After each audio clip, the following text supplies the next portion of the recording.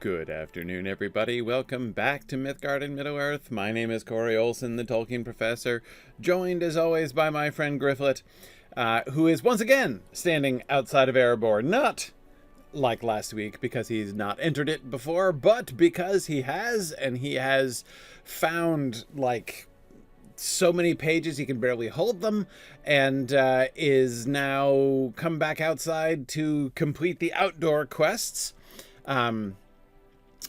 for Spakorth and his buddies, and also maybe head over to Ravenhill. But first, I couldn't help but notice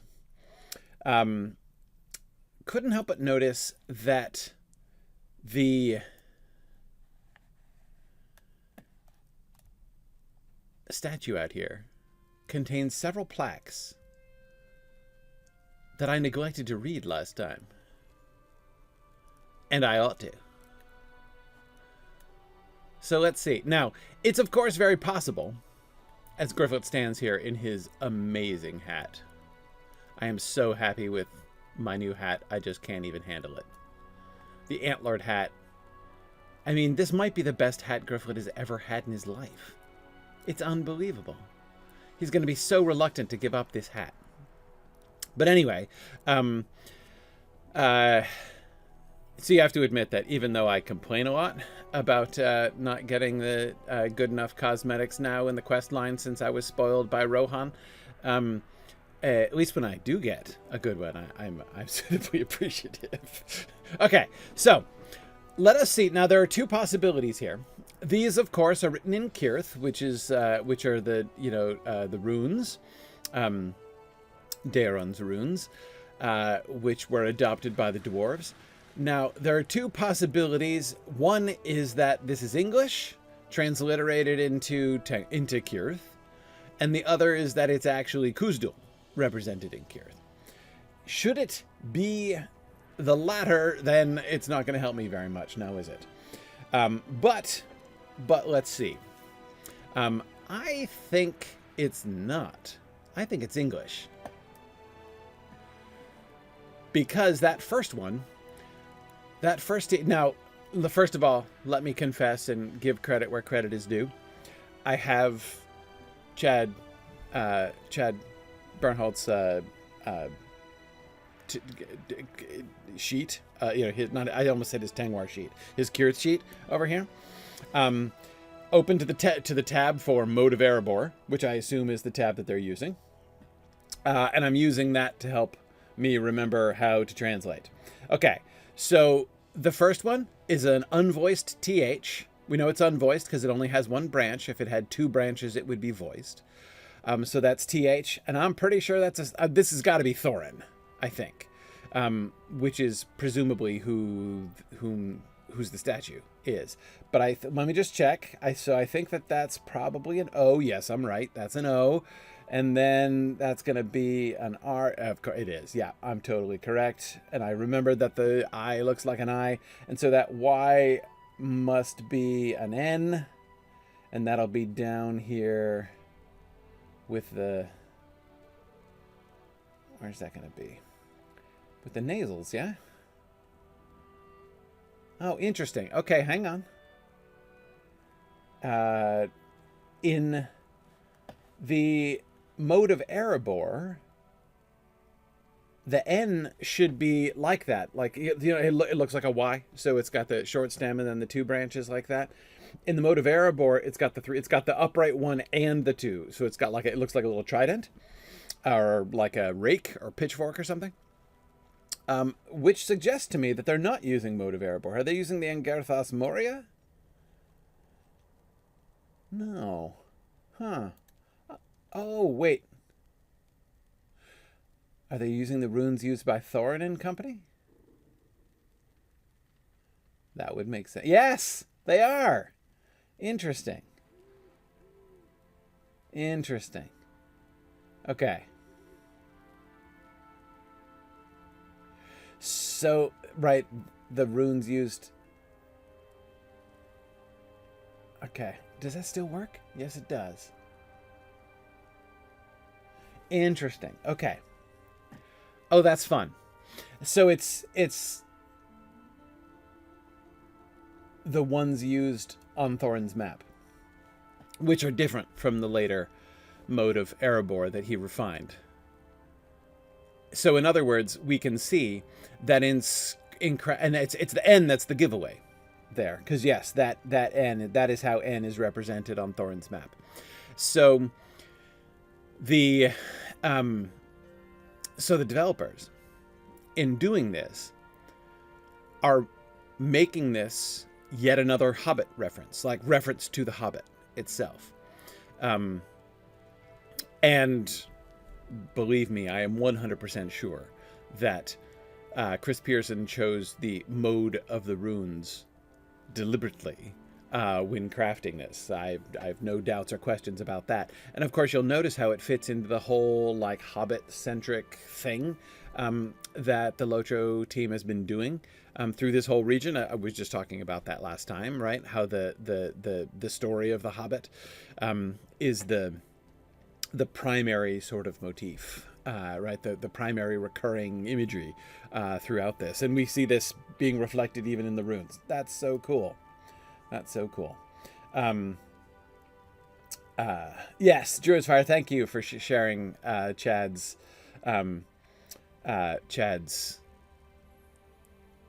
links there. Okay, all right. So Thorin, now where do we go from here? So this is... it might shock you to hear that this rune that looks like a B is in fact a B. And that's you. B, you are...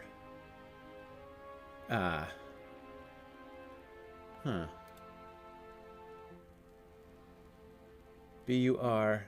Oh, I see. It's the one with the stem off to the right. That one looks like a CH. It's a fricative CH. So like the... I think. Bear... Or is it a vowel? No. Weird, because that one is a U again. Boru... Uh-oh. Borhu... This is starting to look like... Or to sound like Kuzdul down here. Bur...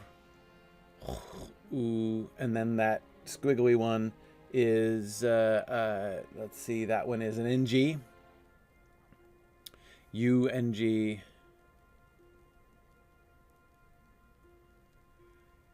Bur... CHUNG... Oh, man. Holy cow. It's got another NG right over here on the opposite side of the backwards K. Holy good grief. Yeah. I think it's got to be Kuzdul. U-R... H... E, long E. And then that's an L, isn't it? Yeah, that's an L. Yeah, I think this is Kuzdul. Not sure I'm going to be able to make much of this. THR. That's another vowel, which is an A. Hang on. THRAIN. Thran. So names are emerging.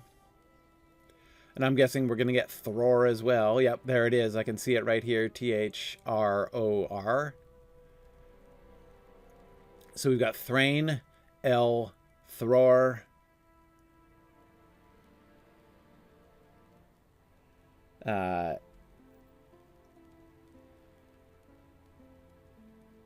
This has got to be like Thorin, like King Under the Mountain, son of Thran, son of Thror, and then, but again, I can't translate that because it's Kuzdul. I don't know the Neo Kuzdul they're using.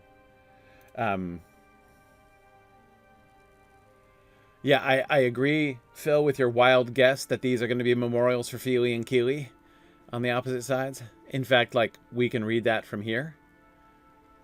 Right, this one with the backwards, that's going to be the F, because that looks like a fricative to me. Yeah, it does.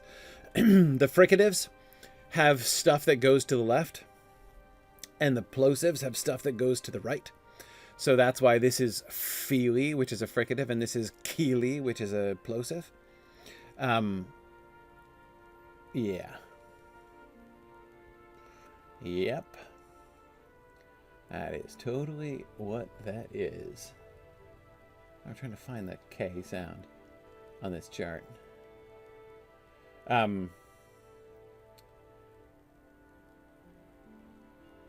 But anyway, yeah.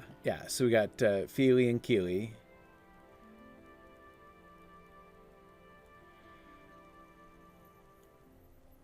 And then it's going to be, once again, we have this, this il ending, which is like son of.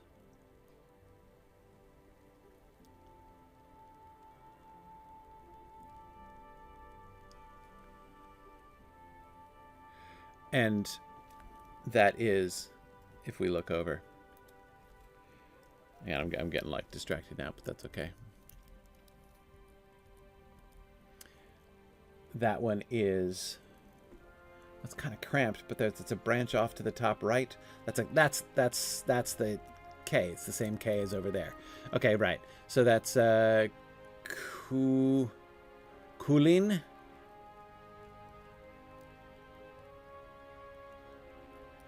Son of Kulin. We don't actually know the name of their dad.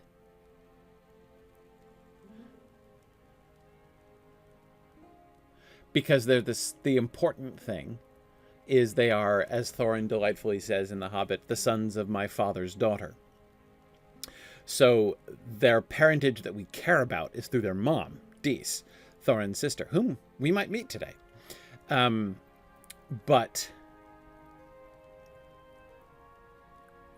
yeah, I don't think it ever says the name of her husband, their father. So they made him up a name. Kulin. So this is Fili, son of Kulin. And then Iruk.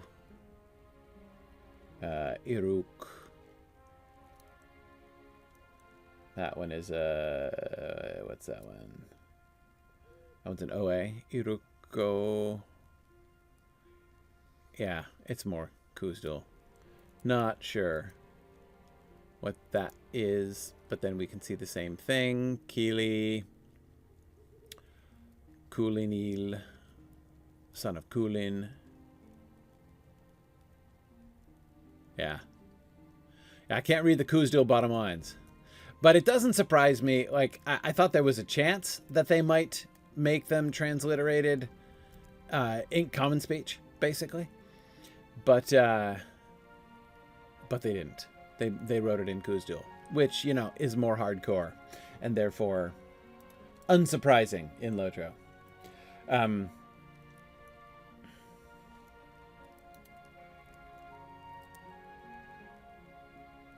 Yeah, there's translations on the wiki. I am sure.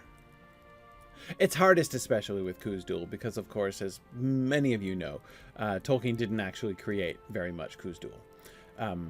Not enough, really, to be able to write much in it. Just some words and phrases. He didn't really get around to systematically doing much at all with Khuzdul.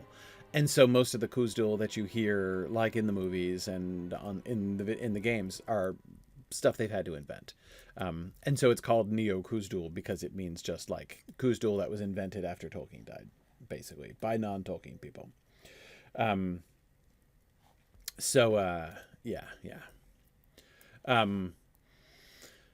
Anyway, awesome. So Thorin and Fili and Kili, not surprisingly.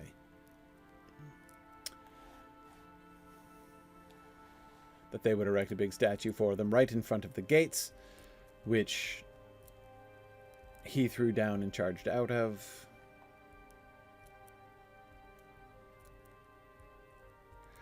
That makes me want to look around. I'm thinking of the Battle of the Five Armies.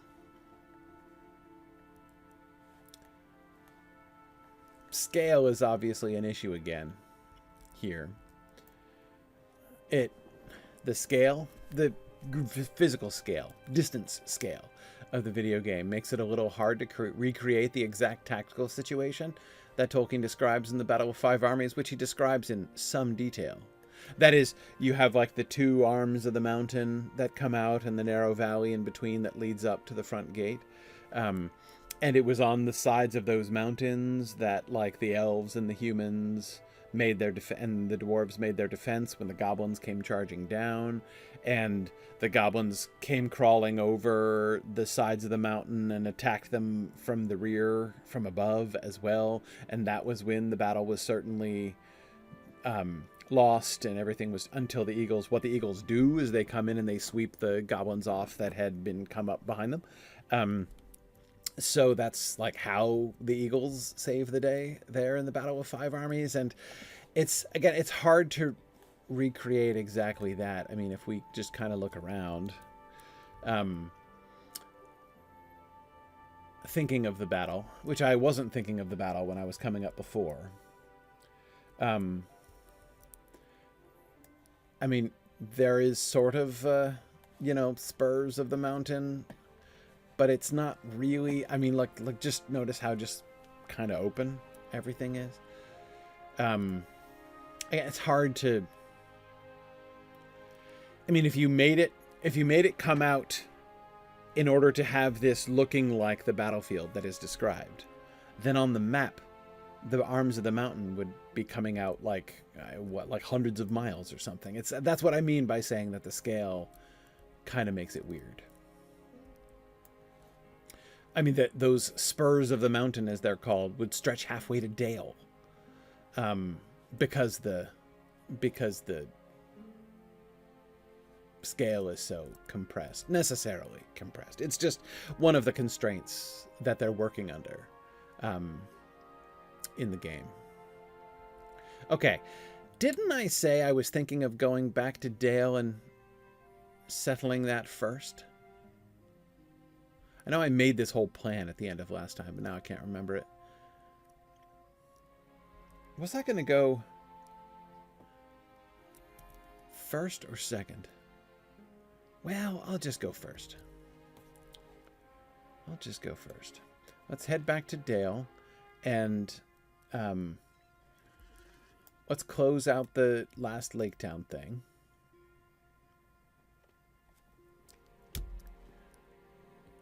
Yeah.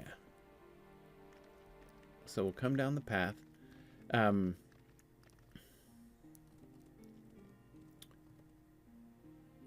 need to talk to. Yeah. So we're gonna finally finish that gift for the master quest that we've been holding since Lake Town.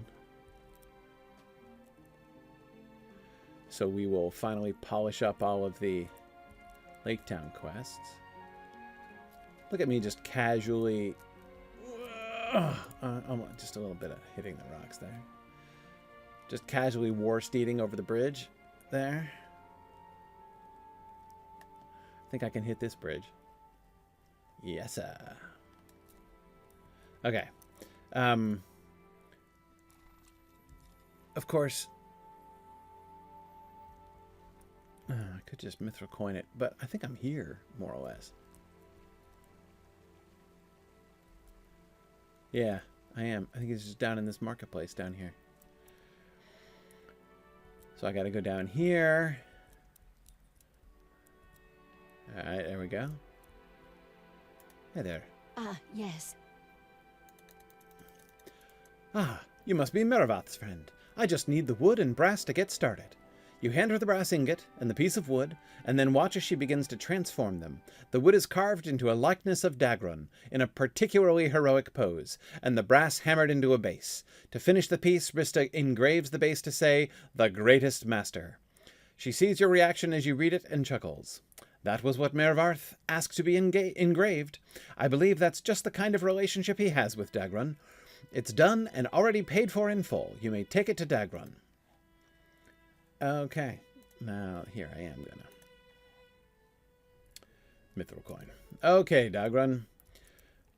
I mean, shouldn't Mervarth be here for the presentation? By the crown of Dale. What is this, a gift from Mervarth? You hand her the statuette. She looks confused until she reads the engraving and then bursts out laughing. Mervarth, he likes to give me a hard time for being humble. You're master of all Lake Town now. Throw your weight around a little. This will go on my desk as a reminder of my station and as a reminder I should do something nice for Mervarth one of these days. Thank you for your part in this. A rather humble ending to a quest which has stretched on for a really long time. What title was awarded to me? Friend the Mend of Dale? Oh, seriously? I just made my Dale rep with that gift? Okay. Well, all right. That's fun. That's just, yeah, there we go. Great. Okay. Well, I did my completionist thing. And yes, Phil, the journey between Dale, or at least between Lake Town, took them they took a boat up and then, it takes a long time. It's easy to sort of forget, how the scale changes. Wait a second. Where am I going? Where am I? Oh, sorry. I was thinking of the entire other side of town. Okay. Right. Master's house. Now I'm oriented. No problem. No problem. We're going to head over here. And then to Monsieur Le Stable Master on the other side here.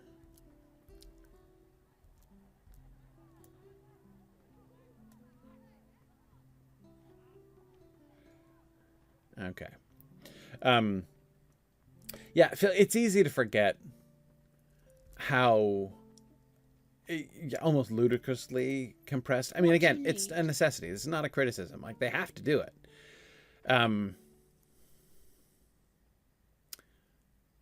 Might as well go all the way back to Erebor. But yeah, it's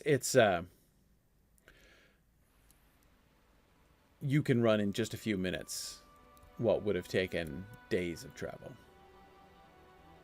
All right. So that's checked off my list. I now have no outstanding... I should probably not actually jump into the river.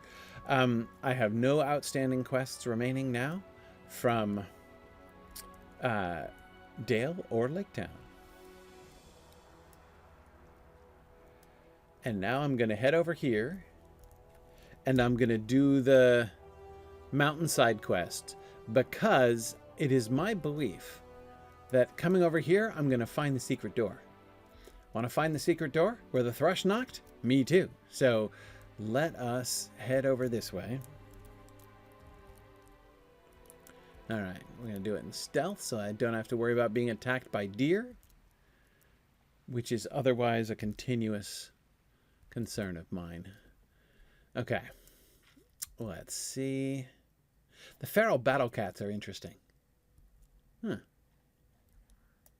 This is an interesting little dale. Little dell, I should say. It's not a dale, technically. Can I get up there? No? Yes, I can. Here's a dwarf marker. I wonder if this is going to... Deed of the Surveyor dwarf markers. Uh-huh. How many of these are there? 16, huh? Discover the deed markers spread across the Dale lands. Yeah, I'm sure that's not going to lead me into any problems. Okay. But here we are on the spurs of the mountain. Oh dear. Here we are stuck in the spurs of the mountain. Okay. Let's go around that rock then. I'm going to see if we can find the secret door. Now we're still on the south part of the mountain. Yeah, we need to get to the other side of this spur. I think it's going to be in between over there.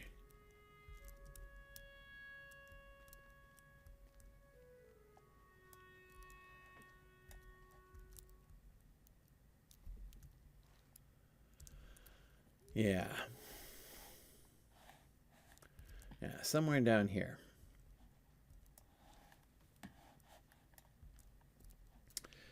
You know, right near where this wolf is. So let's see, where are we?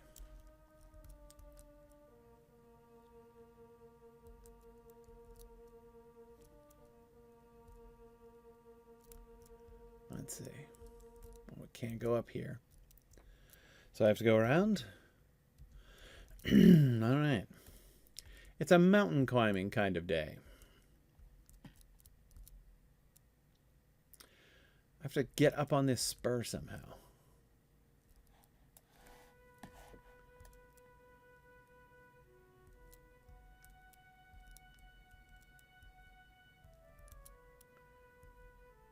Can still go around. Is there a path? Looks like there's a path. Yeah, there's a path. Okay. All right. I think I'm on the right trail here. If we head up here, we'll find the secret door.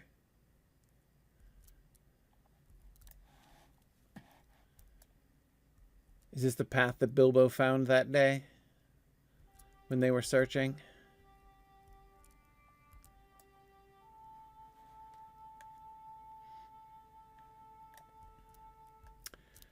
I think I've mentioned before that I'm doing my reread of my annual reread of The Hobbit right now, and I just read chapter 10 yesterday, so I'm like just getting to this very part of the story.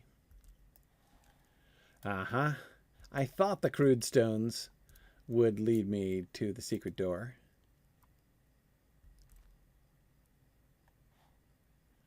Oh, look at the wind rolling down here.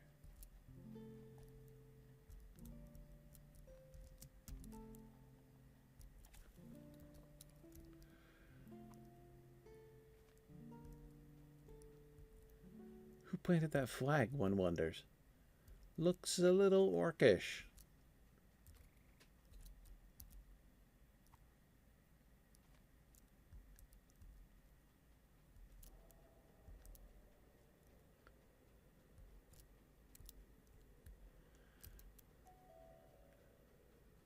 Is that supposed to be mist? Or just wind?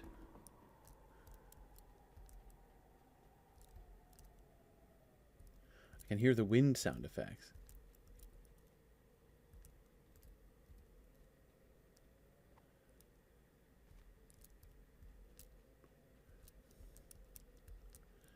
Yeah.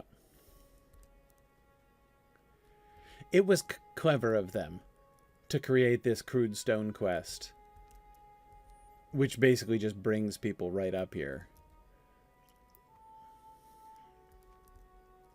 So that even, you know, people who are so benighted as to not have read The Hobbit and be looking for all of the Hobbit landmarks will be drawn here by the quests, if they're into quests instead of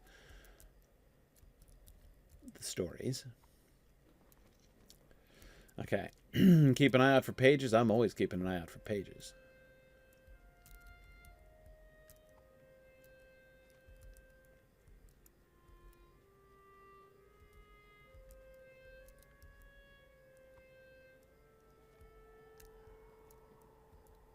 Ah!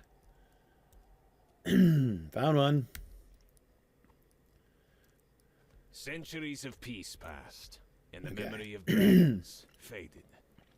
So it was that And look at that. the Grey Mountains we sojourned the second time, unknowing that the dragons who had lived and fled I've only got lay 2 slumbering there. dusty pages left.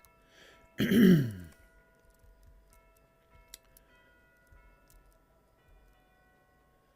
there's all my Crude Stones.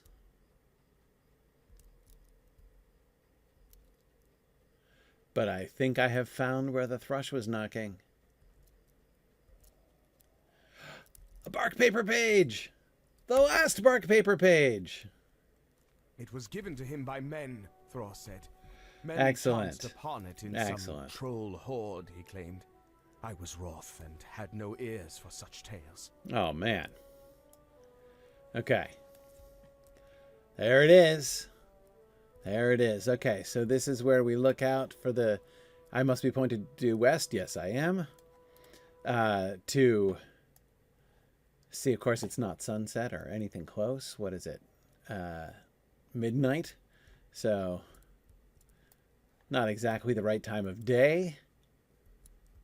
But it's okay. It's not Durin's Day anyway. The old side door. The last light of Durin's Day will shine upon the keyhole. Well, they closed it up, well, because it got smashed by the dragon. So they just built a...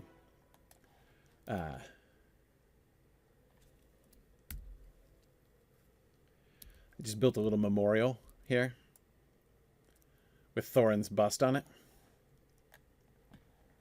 Okay. Interesting. There's no inscription. Huh. Maybe it's in moon letters.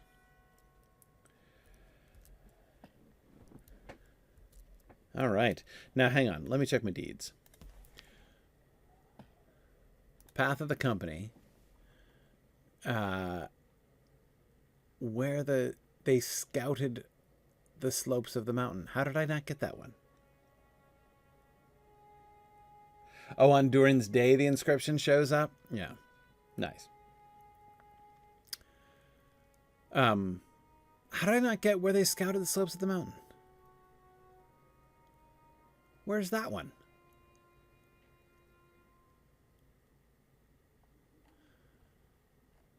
Huh.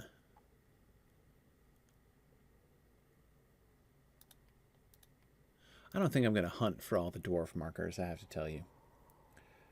Oh, that's over by Ravenhill? Oh, I see. Not where they scouted the slopes of the mountain looking for the secret door, but where they scouted the slopes of the mountain after they came out when they weren't sure if Smaug was going to return. And went to Ravenhill. Okay. Great. Great. Fine. Okay. Just wanted to make sure that I, hit all of the deed spots up here. But that's pretty awesome.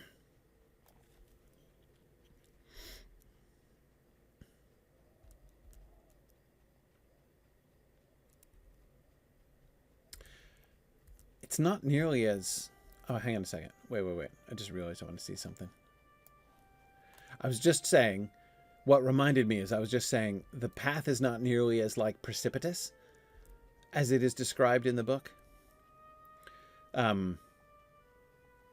Precipitous in the sense of, it being narrow and dangerous and you might fall off. It's pretty broad and sheltered. But here, remember in the book... they actually have to pull things up from they can see their lower camp down there. Yeah, so their camp was down there. And they were hauling things up with ropes, including dwarves like Bomber. When the dragon was attacking. Or right before the dragon could attack. Boy, that's a long ways down here. That must be the road to the Grey Mountains. Right? Yes.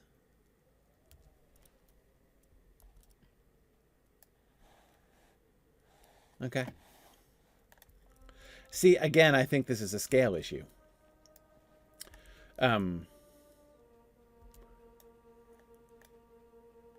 The slopes down to the side of in order to make the mountain high enough to feel like a mountain. Again, in game scale, the mountain is the equivalent of 100 miles high or something. I guess you see the challenge, right? I mean, if with the scale of linear distance on the ground, if you maintain that same scale vertically, then the highest mountains in Middle Earth will be little piles of rocks. So you can't maintain the same scale vertically that you maintain horizontally. And so, you know, the west slope of the mountain, or this cliff that looks down the western face of the mountain, you know, looks out like at the bottom of it is like halfway to the Grey Mountains. It's just, again, the scale thing is inevitable, and they do a great job. They really do the best they can, but it's a significant constraint. Okay, so where are the hunters? Why is hunting the north like not at all on my... Am I just missing it? Where do I go for that? I don't see a ring or a zone.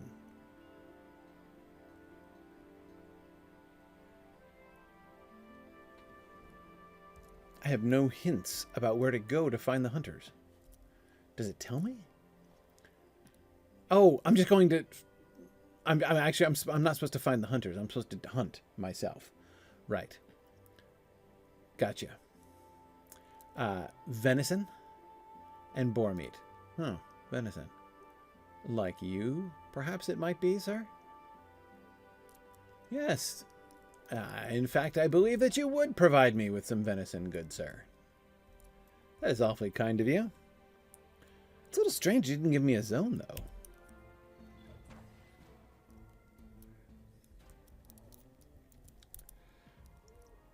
All right, we'll do some hunting.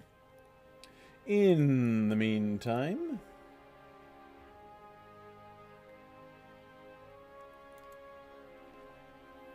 Let's see. In the meantime, let me check out lore questions here. Okay.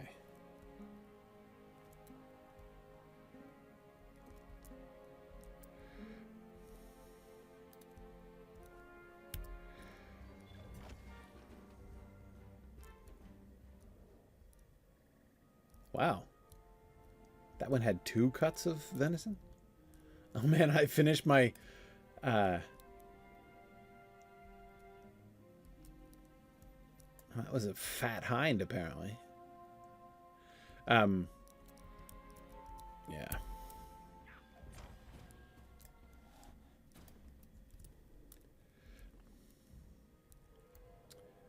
Okay.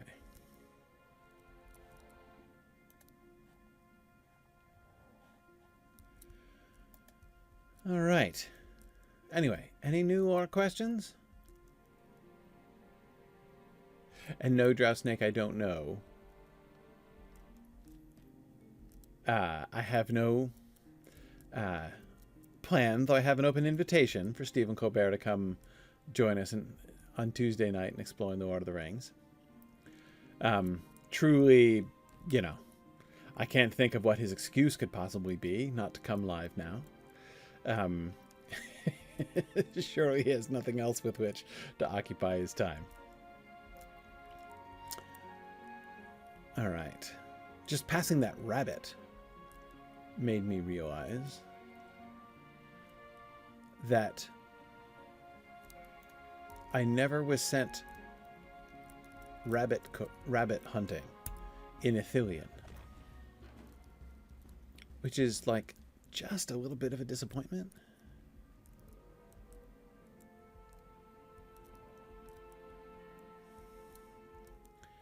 Okay. Oh, hi there, dear.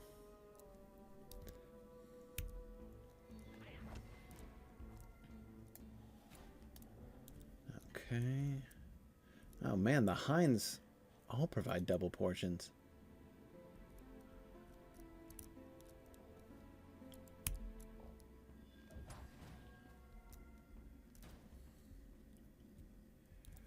Okay.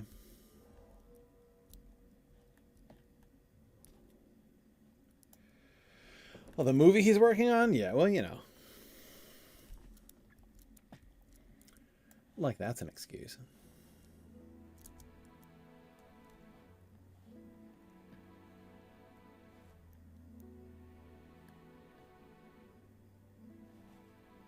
My general, I will be interested to see.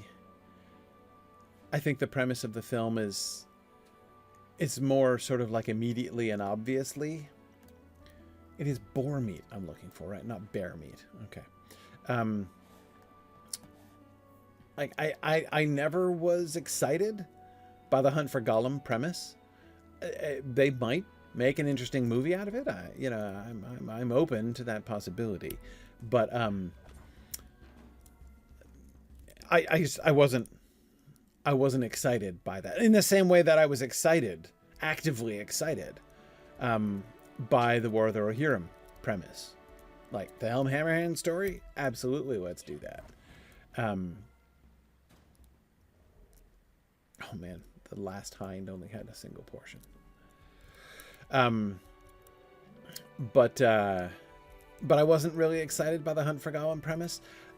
The premise of the Colbert film is at least it's interesting.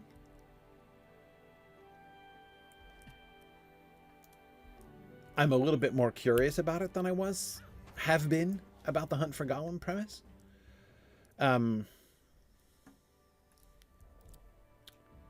haven't found any boars up here. Why don't I just head out towards Ravenhill? See if there are any boars over there. Just look for boars along the way.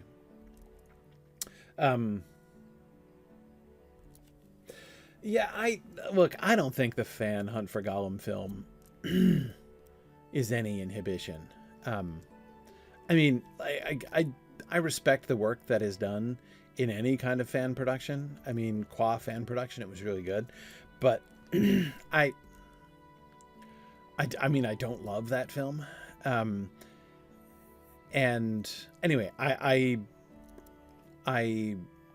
will, as I say, I'll be interested to see what possibilities emerge. Okay, there's a deer.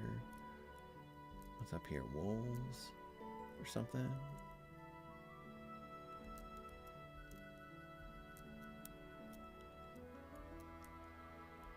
Bears. Right, the aurochs, I remember them. Wolf. Just walking off of the road so that I can try to find my game here while we go.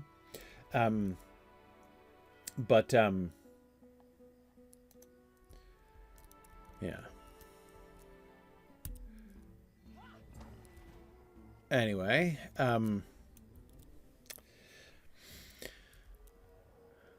yeah, so anyway, Colbert's premise is sort of intriguing. I confess to a little touch of disappointment because I would really quite like to see something more like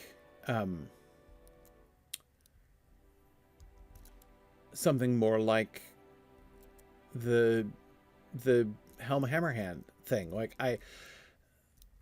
I was both directly and indirectly excited by the premise of the War of the Rohirrim. I was directly excited in that I thought that was just a brilliant story to choose from the, from the history of the Third Age, which is all open to them from the appendices. And I was indirectly excited because I was taking it as a glimpse of where they were headed. That is, that they were going to go through and choose awesome stories, awesome, barely told stories from the history of the Third Age and tell them, like Helm Hammerhand. And so I was very excited about the other possibilities to come. What else are we going to get? The story of Thorongil? From and Scatha the Worm?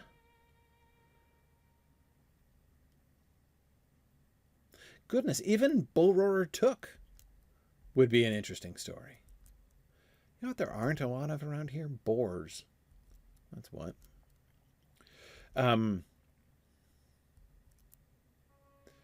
Anyway. So I was excited to see like the list, especially since remember that the Tolkien the Tolkien adaptation licenses are divided. Feature films are held by one company, and TV, streaming TV, is held by another, Amazon. So that means that again, the Peter Jackson group is restricted to only doing feature films. Huh. I seem to be somewhere else now.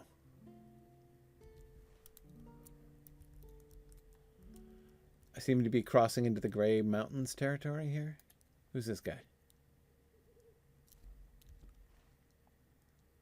I don't know, but he's not the guy I'm looking for. Pretty sure I don't want to come down here. Because I'm pretty sure I've crossed the boundary. I'm still technically in the Dalelands, but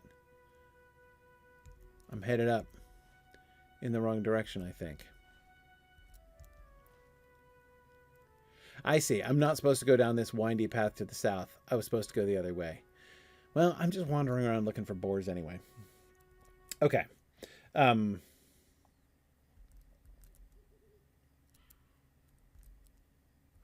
Anyhow, so since they're restricted to doing feature films, and I will admit, feature film is not my favorite genre at all. I prefer streaming television, like all day long. I would much rather watch the kind of long form storytelling that you can do over the course of a season or multiple seasons of a streaming TV show, than the short story version that you get in a feature film. Like 7 days a week. Like I just strongly prefer streaming TV. But what is this little path down here on the map? I'm curious. Yeah, this little path. Let's see where this goes. Maybe there are boars that live up here down this path. Oh, is this a shortcut down to Lake Town or something? Is this like the Dale Bypass Road?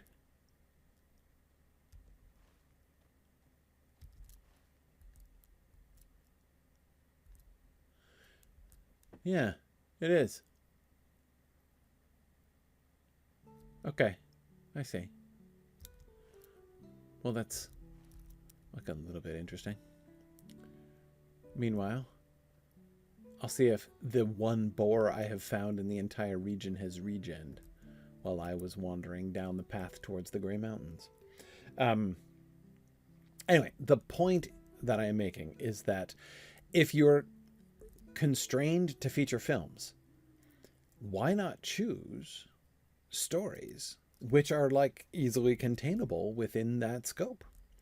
Such as, for instance, the story of Helm Hammerhand, which is a brilliant, brilliant choice, as I keep saying. So I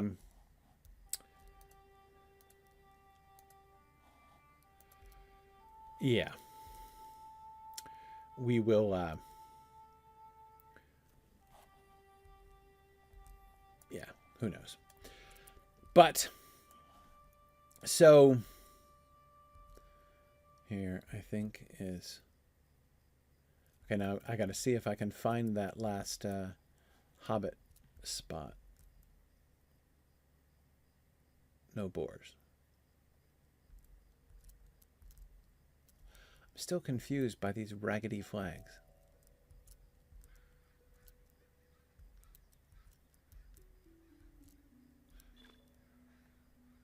Oh, completed Explorer of the Dalelands. Oh, yeah. Oh, hang on. Explorer of the North? Tell me more. Okay, Explorer of the North. Complete Treasure Seeker. Yeah, that's not happening. Complete Explorer of the Dalelands. Complete Explorer of Erin Lost Galen, which I think I'm close to. Right? Yeah, just the Forest Gate. Right, yeah, that's what I thought. Okay. Complete surveyors of the dwarf markers. Yeah, probably not going to do that. Complete ruins of the north. Probably am going to do that. Complete the path of the company. Certainly going to do that. Okay. All right. But I'm not going to do treasure seeker, so that deed is a lost cause.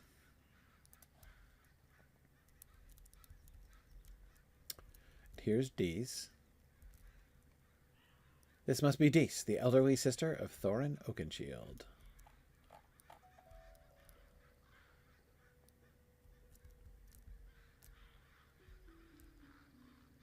Huh. Nice Erebor cloak. Hey, Dees. Could you hook me up with one of these Erebor cloaks?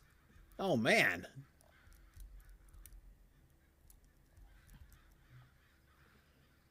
Oh, man.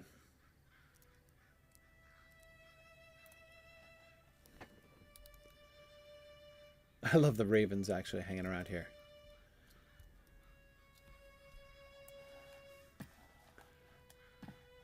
Any of them have names? Let's see. Yes. Dee stares at you, but says nothing more. Hesitantly, you begin to ask about the Arkenstone, but before you can properly word the request, she interrupts you. The heart of the mountain? It lies with my brother Thorin beneath the mountain. I have not visited him in some time. She looks at you slyly. The path down the hill is choked with brush and stones. Someone should do something. You offer to clear the path, and Dees grunts noncommittally. Dees, I am honored to run errands for you. I have run errands for many a less worthy person.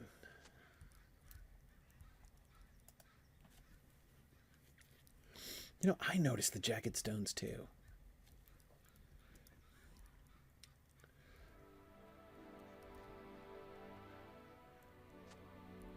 Okay, we're clearing. I have to find 13 more boars? How's that even possible?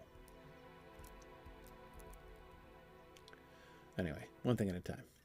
Okay. I got the jagged stones.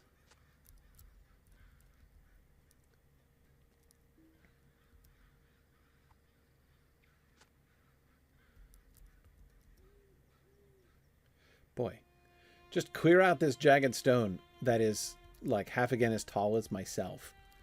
Do you know how much that would weigh? Besides which, I can tell you, as a resident of New Hampshire, I can tell you that clearing out stones like that is not as simple as it might look. As usually, it's 3 times as large underground. Okay. I think that was all of it. And I'm sure she is completely finished sending us on errands. There is almost certainly nothing more for us to do. Oh, it's glowing and Dwalin. Are we? Oh, that's right. We're unexpected partying Dees. Well, the conversation has left me parched. These are my cousins, come from afar. Dwalin is the steward of Thorin's Hall in the Blue Mountains, and Glowin acts as emissary for the king under the mountain. The conversation has left me parched. If I'm to entertain visitors, I will need more water to refresh me. Dees gives you a meaningful look, and you volunteer to bring up some water from the well at the base of the hill.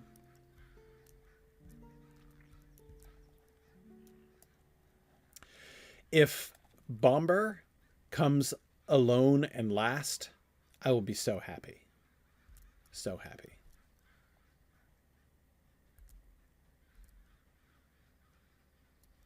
Because Bomber always comes last. And is supposed to come alone. Because he's so fat that he counts for 2.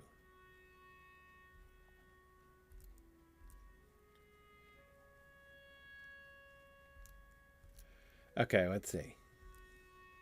Oh, there's the well. Oh yeah, I saw that well. I thought it augured some quest or other.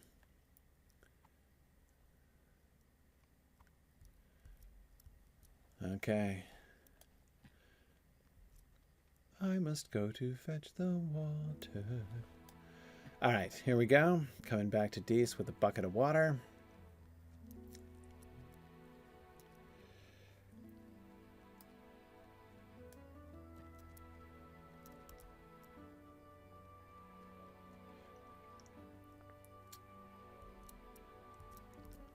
So who's going to be there now?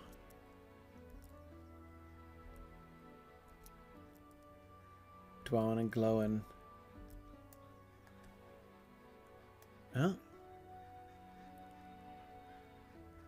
They haven't arrived yet? Oh, there they are. This is a day for visitors. Bifer, the keeper of the hammers, and Bolfer, master of chisels, have come to Ravenhill. Even Bomber, the warden of the larders, has paid me a visit. Most unexpected. These dwarves accompanied my brother and my sons on the quest of Erebor. This seems as good an opening as any, and you ask again about the Arkenstone. As before, Dees interrupts you. Bomber's progress up the hill was slow, and he told me he spied a number of foes in the vicinity of Dale during the ascent. I cannot think about the heart of the mountain while my neighbors are endangered. Dees raises her eyes to you in challenge, and you volunteer to deal with the foes that lurk around Dale. Oh man, if only there were boars lurking around Dale. Then I could double dip.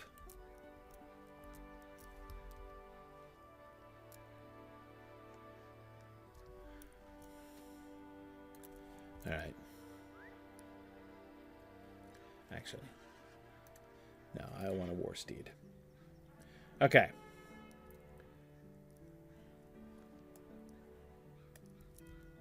Let's figure this out. Let's find some boars. Where can I find boars? This is where I kind of wish I did have a blue overlay on that map to help me find the boars. Because if I need boars, I guess I'll go down south. Battle Cat. Wait, southwest? Where am I going? I'm going southeast. Southwest of Ravenhill, you say? No. No. There was nothing over there. That's where I just was. Maybe if I just go south here. Let me go along the Dale Bypass Road and continue south.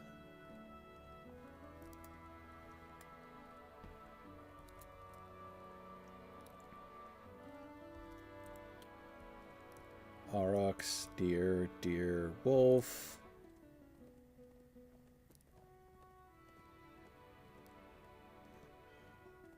Wolf, deer, boar. Stop, it's an emergency. Okay.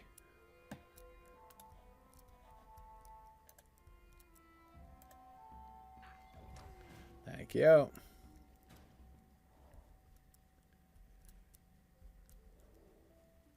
I found a boar.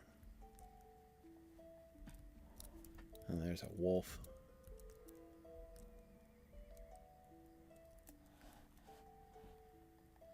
Okay, well, I will resume my desperate search. We'll be going up the length and breadth. At least I got 2 slabs of meat off that one. There we go. That's useful. Let's see. Now, once again, I'm going to ride not on the roads, but around it to be looking for fauna. Wait, wait. Hark! How fortunate.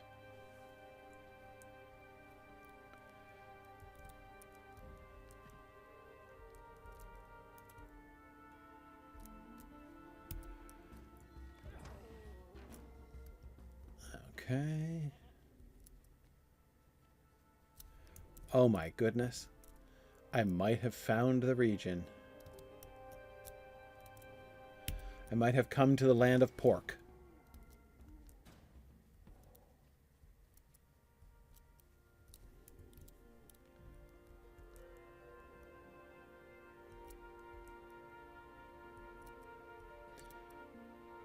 Okay, well, there were 2 boars anyway. And that was more than I've been finding elsewhere. Oh, 3! Oh, another one too. Oh, yeah. No, this is...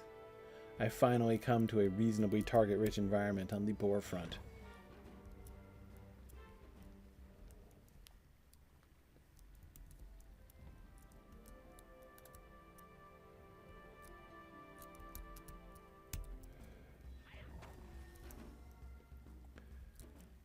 Okay. 10 slabs of meat.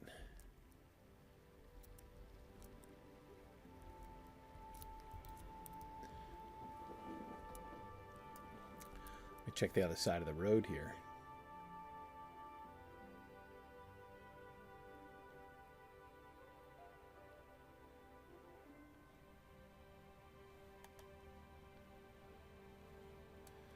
Do I have a tome of tracking? Those do something? Hang on. I probably have something. What does it look like? No, that's a scroll of finesse. So many consumables I never think to use. What does the tome of tracking look like? What is this? White tree fireworks? Should probably. Dragon fireworks? Okay. Should probably get those out of my inventory. These are my storybooks. So excited.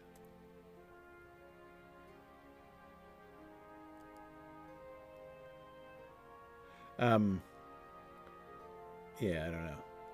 Look, a tome of tracking. Now this is just going to help me track like what it's beasts. Like that's not going to help. How's that going to help? I mean, these are all beasts. I don't want just any beast. I want a specific beast. Can I set it to a specific beast?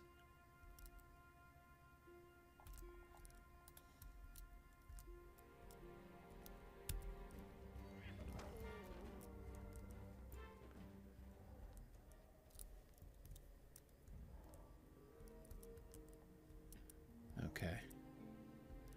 Oh, this is so exciting. I might be a singular boar away if it's particularly chubby. Battle cat, wolf, deer.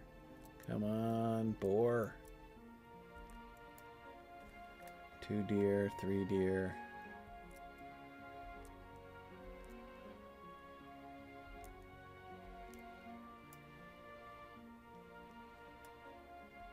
Moose, deer, deer, deer.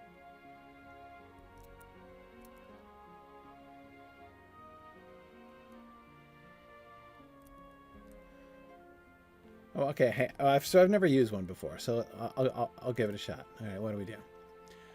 I see. Which enemy will you track? Dale lands boar.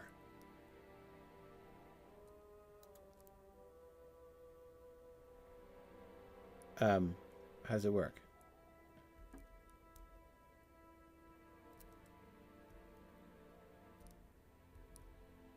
Now what happens? How does this help? I get a red spot on... Oh, I see. A little red arrow. Gotcha. Gotcha. Okay. Red arrow pointing. I see it now. Okay, tally ho. Oh, there it is. I see. Okay, now... it's upstairs. I agree. That is useful.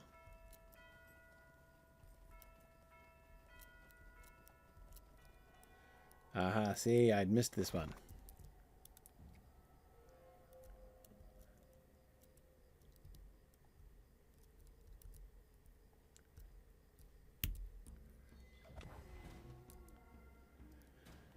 Oh, man, of course. Of course. It was a... Now, is that it? Like the tome of tracking gets me that one dude?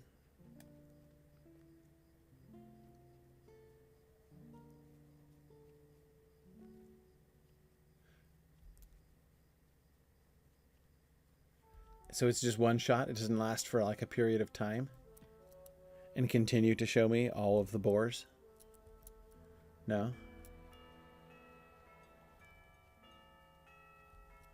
Oh, it's a battle cat. Battle cats and boars.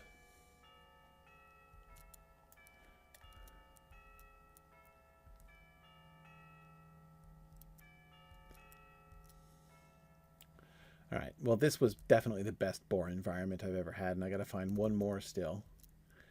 So let me come back over here to the what, north side of this road. Let's see if there are any more over here. Yeah, you say it's a one-shot consumable like the hunter skill. It replicates. You'll remember I've never played a hunter, so I know nothing of this.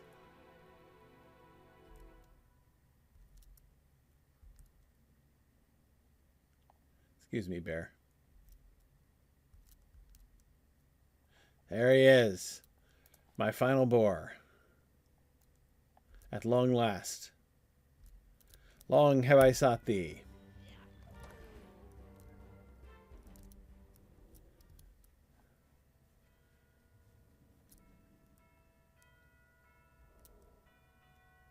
Oh, good. I'm glad to see that Dees has the sense to count the stags as among the foes that must be valiantly defeated. Because they're obviously the most dangerous things out here. Certainly the most ferocious and aggressive.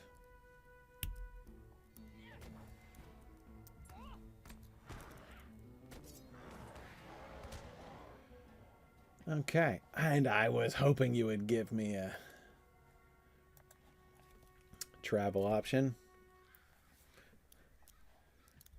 Gondor thinks sickle flies are foes, and they're right.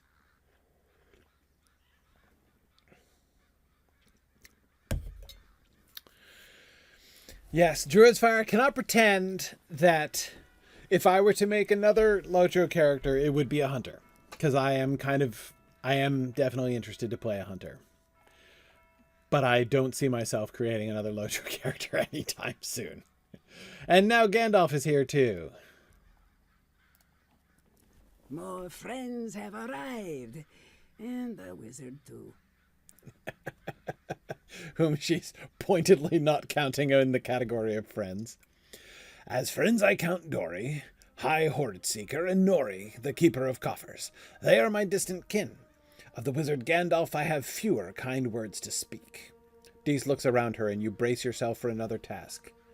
Ah, there is nothing else that needs doing right now, but do not think I am unaware of this plan of yours. I have so few visitors on most days that this slow trickle of friends and kin must mean something. You might as well tell me. What do the surviving members of my brother's adventuring band ask of his sister?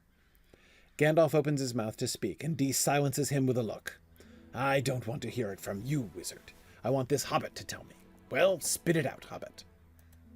You think the heart of the mountain has been stolen from my brother's tomb? My brother Thorin was entombed in Mazal Akraz with the Arkenstone, and with an elven sword beside. You think the heart of the mountain has been stolen? What thief would dare disturb the Oakenshield's rest, or risk the guards of his tomb? No, do not try to convince me of this. There is no need. It has been too long since I visited my brother and my sons where they lie beneath the mountain. I will allow you to ensure the Arkenstone remains with Thorin while I pay my respects to my brother and to Fili and Kili. I am old, hobbit.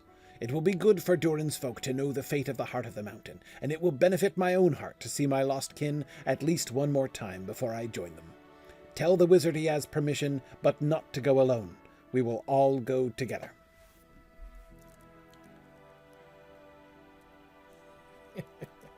All right.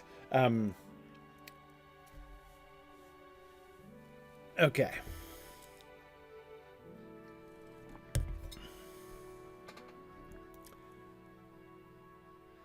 These look like they are cosmetically identical. Do you think that's true?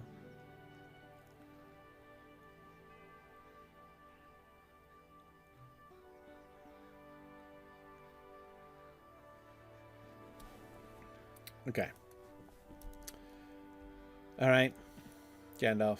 We must know if Karazgar or his agents have worked some evil with the Arkenstone. Yes. All right. Instance. This is Mazel Akraz, the Chamber of Glory. My brother and my sons lie within. Let us go now to them. The Chamber of Glory, huh?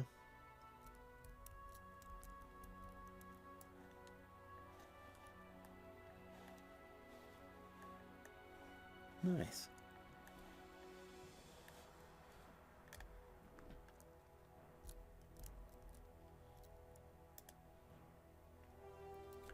It seemed appropriate for Dís to go on ahead and for the rest of us to follow along behind. Her brother Thorin and her sons Fili and Kili lie entombed within, and while our purpose here is one of importance, I do not wish to work any disrespect upon the fallen. I will meet you at the bottom, Gryfflet. Keep watch upon your footing. Are you telling me not to Rivendell the stairs? Is that the issue here?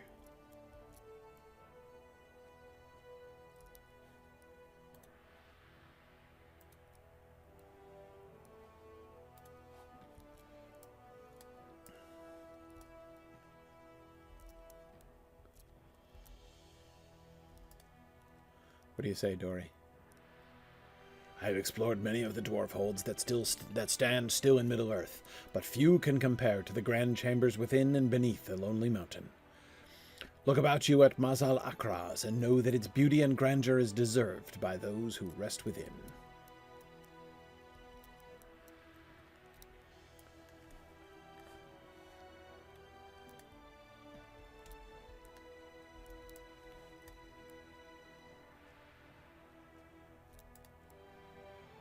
The Battle of Five Armies claimed the lives of Thorin Oakenshield and his nephews, Fili and Kili.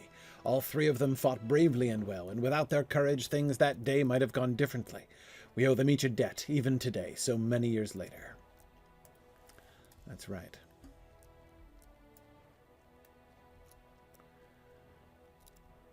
He only has 2 of his young dwarves. We must take a brief rest, and then we will be off again. Do not wait on my account, Gryfflet. I will be along shortly. These steps are perilous for the young, but what can be done? Nothing. I show them as much patience as I am able, and I ask you to do the same. What, to be patient with the young dwarves carrying him? Okay.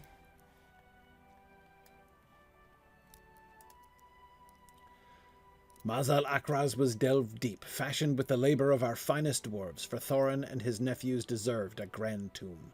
But it cannot hold a flickering candle to the glory of Khazad-dûm, where my son now adventures. The reports I have heard from Bosi and the Iron Garrison fill me with pride, and I delight at their success.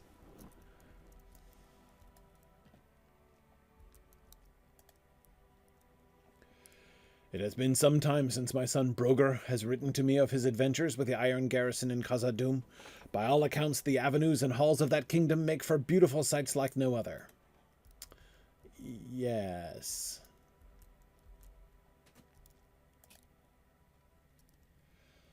Thorin was my cousin. I hope he rests well and still keeps the Arkenstone safe.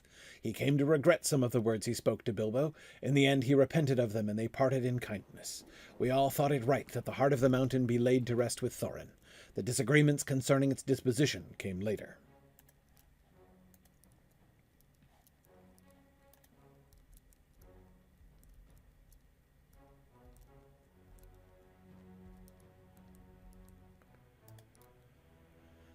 I and my retinue arrived during the Battle of Dale and joined the fighting with great relish. This visit to the tomb of my cousin fills me with more worry than did the exertion of that battle. If the heart of the mountain does not lie within, then what will we do? Bah, we will soon know. We are near to the platform.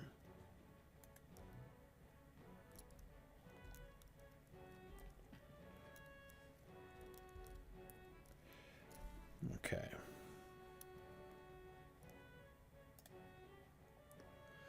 I am ready, Gryfflet. Let us see what there is to see. Well, the young dwarves made it first after all.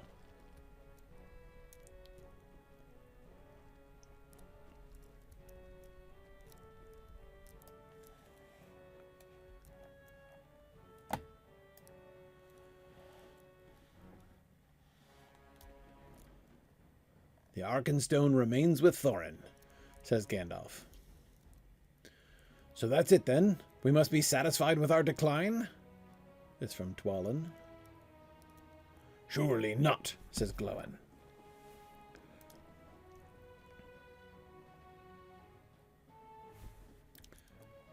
I don't see the Arkenstone.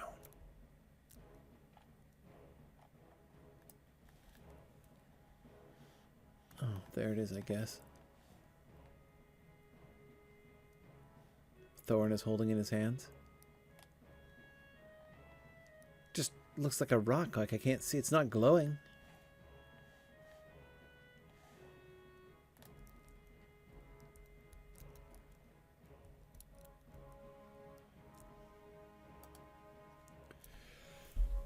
It eases my heart to know the Arkenstone remains with Thorin, but this means the decline of his people's craft skill must have another cause.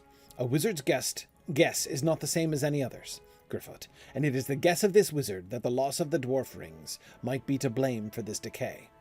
The ring Anya, called Handorm by the dwarves, was taken from Thrain by Sauron, and must have perished in the fall of Barad-dûr. But if that is true, the decline cannot be reversed. The decay cannot be prevented? Decline? Decay? These words need not sting you so deeply. Bah, you are not a dwarf. You are a wizard. You could not understand, Gandalf. But I am a dwarf, Dwalin, says Dís. I have seen good days and I have seen bad. A dwarf will persevere through the bad and bring about the good. Yes. No decline cannot be overcome. Dís speaks wisely, says Gandalf. All things change, sometimes for better and sometimes for worse.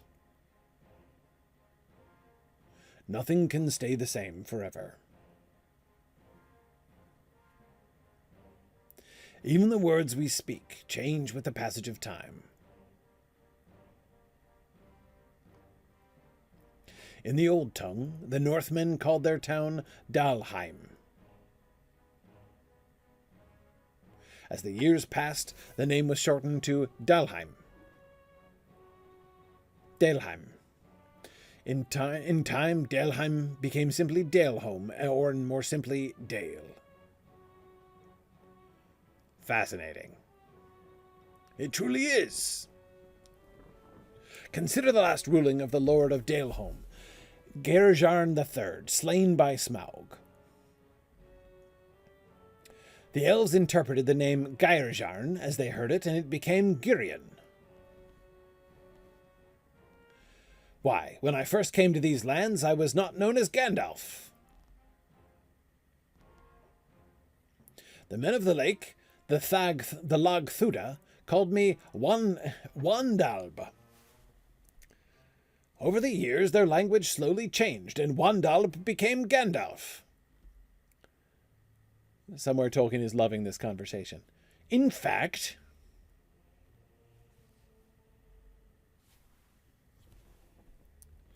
is the lecture done? Is it time to eat? Gryfflet, I have had a thought.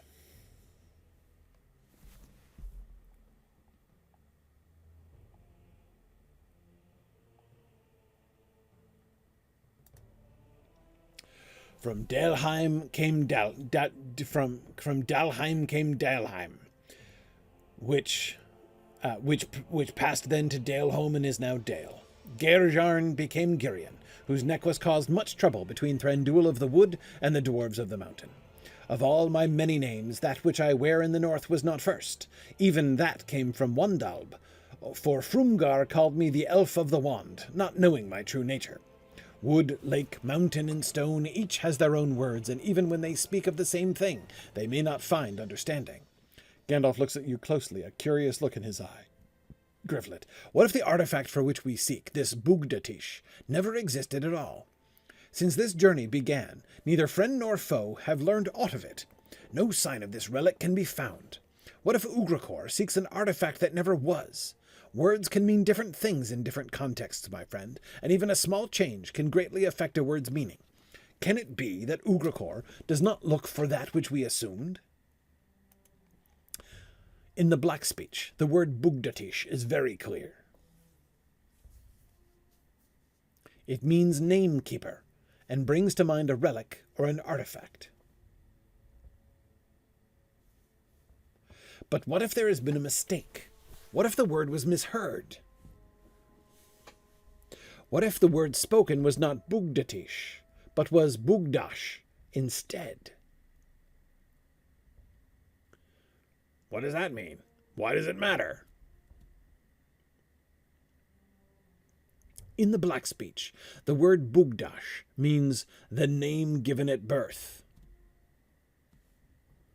It may be that Ugrakor seeks no artifact. It may be that he seeks his Bugdash, his true name. How will that help him? That remains to be seen, Master Dwarf. If Ugrakor believes his knowledge can help him, this knowledge can help him. It falls on us to learn why. But let us now leave Thorin and his nephews in peace. We will discuss this above.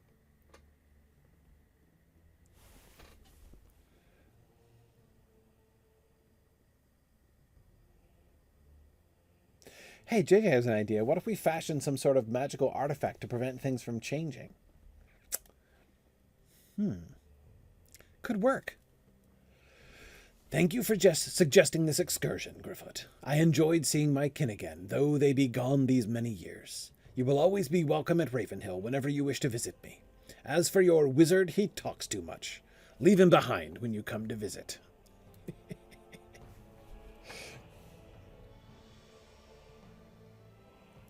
Sorry, it did boot me. I did notice Orcrist on the cover, though. I was looking for the... Oh, darn it! I was hoping it would turf me out back at Ravenhill so I could look around there more, because I didn't find any pages.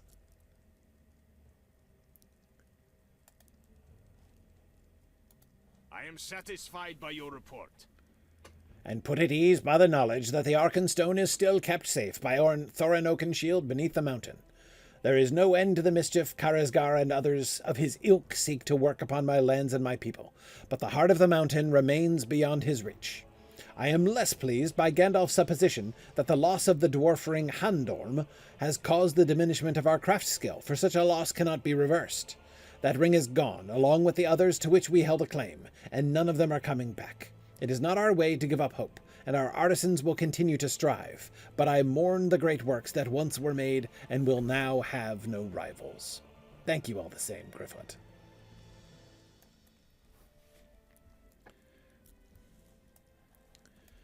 Okay. Are we going to get vectored to the Iron Hills now? This feels right to me. The Gurjul gained their continuing lives through the powers of Sauron, and now that he is gone, perhaps that power fades. Can it be their strength declines even now, just as the craft skill of the dwarves lessens with the absence of the dwarf ring? Do the Gurjul seek some means of survival, some power to counteract this decay? It would explain Ugrakor's desperation, Gryfflet. If it is not a Bugdatish he seeks, not an artifact, but a Bugdash, a birth name, perhaps he believes this information will stave off his decline. We must remain vigilant and keep the Gurjul from attaining the knowledge that will save them. This journey was valuable, my friend, though we defeated no Gurjul and found neither artifacts nor weapons. The wisdom we found is treasure enough. That and your awesome hat, and perhaps a really nice cloak. I will ask the king to grant me a room within the mountain, and will retire there to consider our next course of action. Then we will face the Gurjul and bring them to an end. And I get a cloak. Hooray! Okay, now... Cloak of Thandul's power, possibly. It's a strong option. My goodness. My old cloak that I'm currently wearing is a +4 Light of Eärendil, and this one is a +20. Yikes. Okay, no.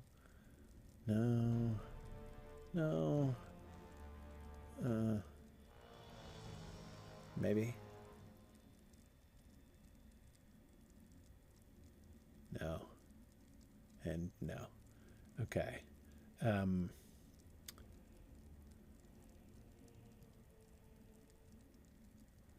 think I want this one. I want the Thranduil's Cunning one. King Thorin has given me a room in the dwelling halls of Erebor. And I will retire there to think upon what we have discovered.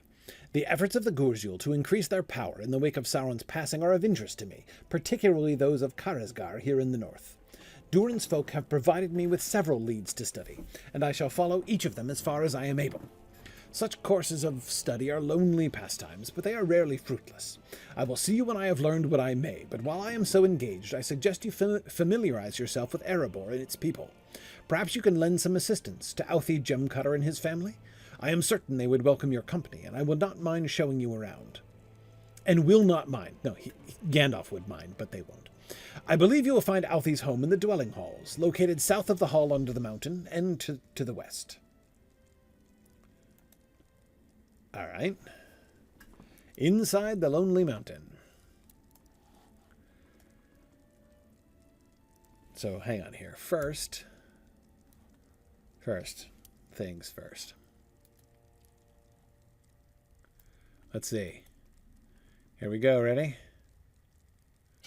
It's the big moment. Okay. I mean, I'll take it. It makes me look like Batman, which is kind of fun. I really wish it were one of the Erebor cloaks.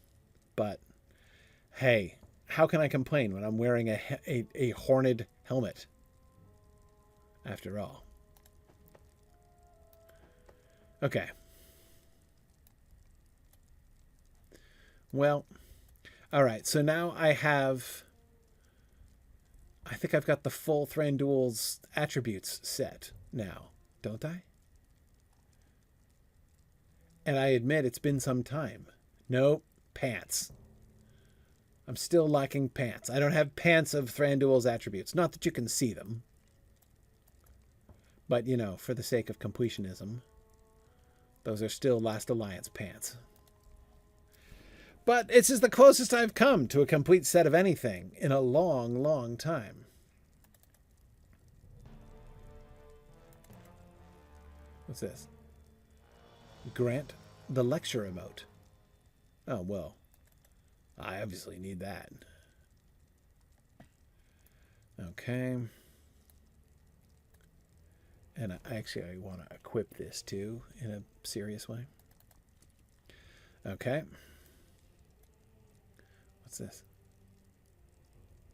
Padded Coat of the Abyss? Yeah, it's expired. Okay. All right, fine.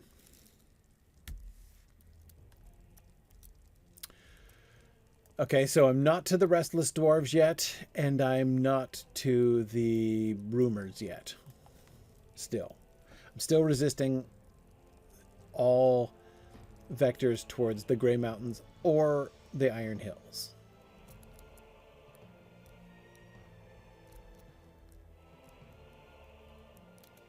Ah, but these are the carvers to whom I'm supposed to give the stones. Such skill, I will do what I can. What do you mean such skill? Such skill in finding rocks? I mean, I do have considerable rock finding skills.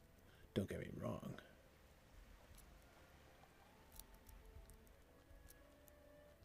What quest does the Corkmaster have? Oh, he's got rumors. Nope. Oh, wait. Ale thieves? Yeah. Tell me about that. Stay a moment. Hear my words. In just 2 days, I've lost nearly 12 barrels of ale to thieves. It's always the same. I find the barrel emptied with a great big hole bored into the bottom of it. There's treachery afoot here, and I think those dratted cave claws are to blame again. Always sticking their noses where they don't belong. Knock on some of the barrels and give them a fright. That ought to drive them off. Okay.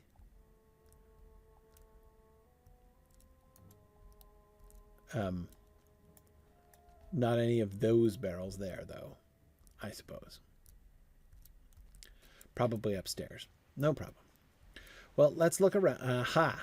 Uh-huh.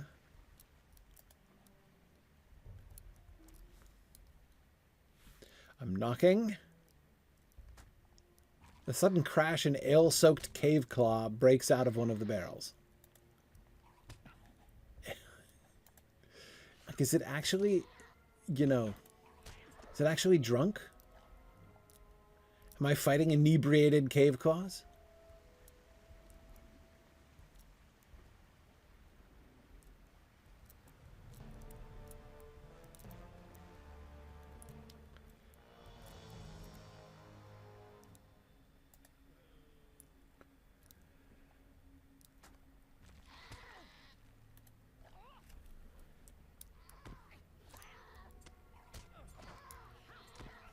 Okay. Alright, so we're fighting cave claws. This is where the mistrustful dwarves are.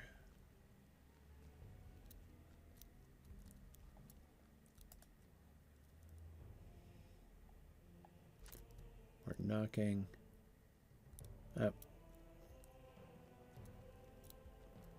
No, no cave claw on that one. Okay.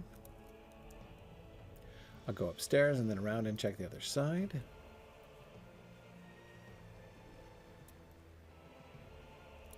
I agree, it doesn't seem very fair to like be going around and declaring combat with drunken cave claws, but like it's not very sporting. But I suppose really it's kind of an exterminator mission, right? So, well, there's a carver. I need to find hunters too to deliver. Are they probably outside?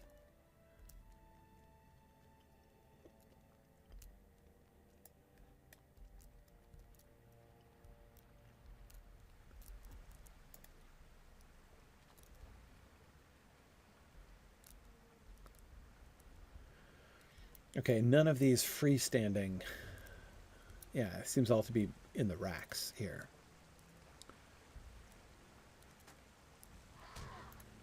All right.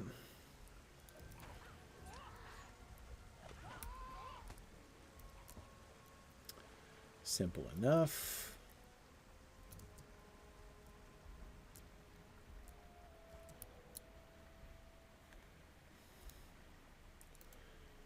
How am I doing on my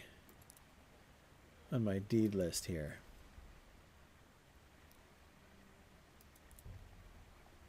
You know, not the Grey Mountains. Where's the...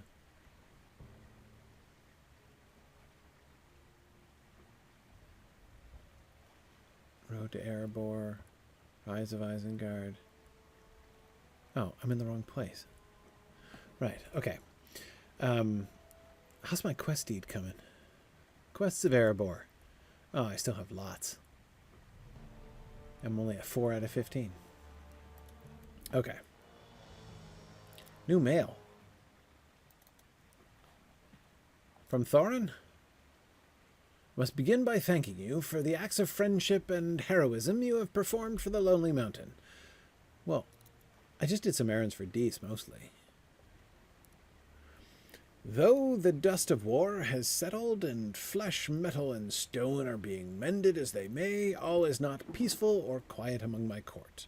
I must beg you to visit me when you are able, where I can unfold to you the nature of our newest troubles. Okay.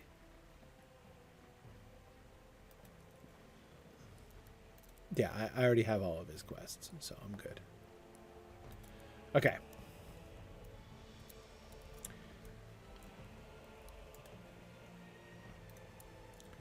We're looking out for drunken cave claws. And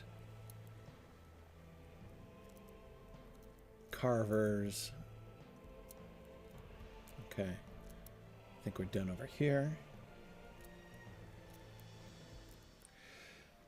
Yeah, Phil, it's not really clear whether when the carvers say they'll carve this in a moment, whether they're saying they'll do it soon or that they'll do it very swiftly. I suspect the former, but, you know, you couldn't really prove it.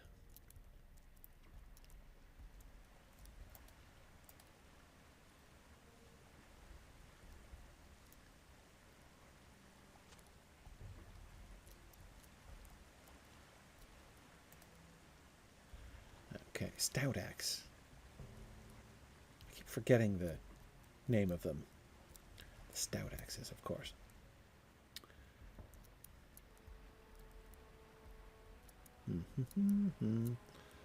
All right. Boy. Oh, okay.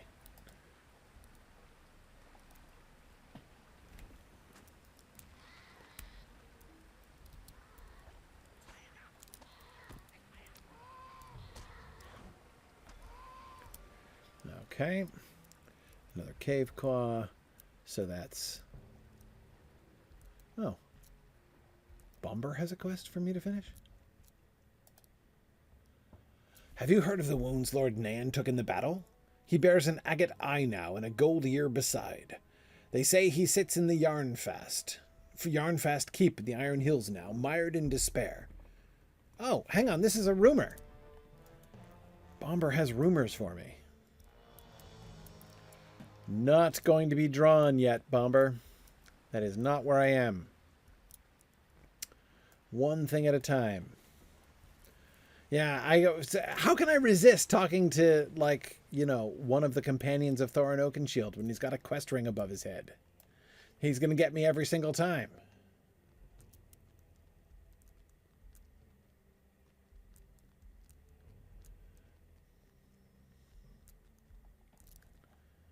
Okay, see, like, these guys are easier to resist.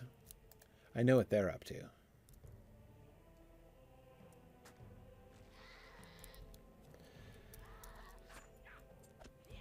Okay.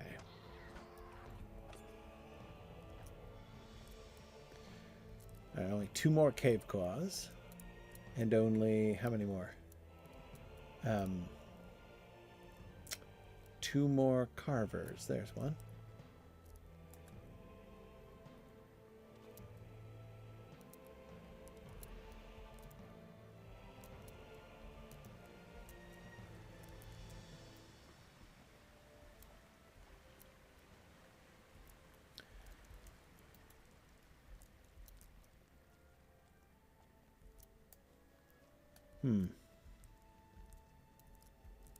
Uh-oh.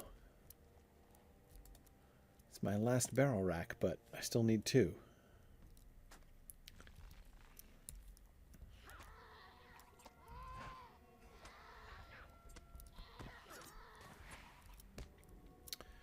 Okay. Did I miss a barrel rack? I must have done.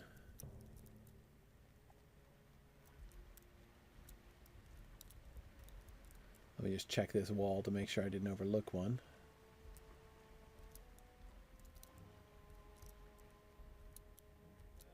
Aha, I did.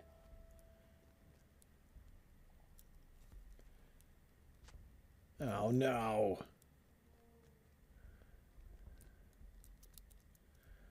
Still missing one.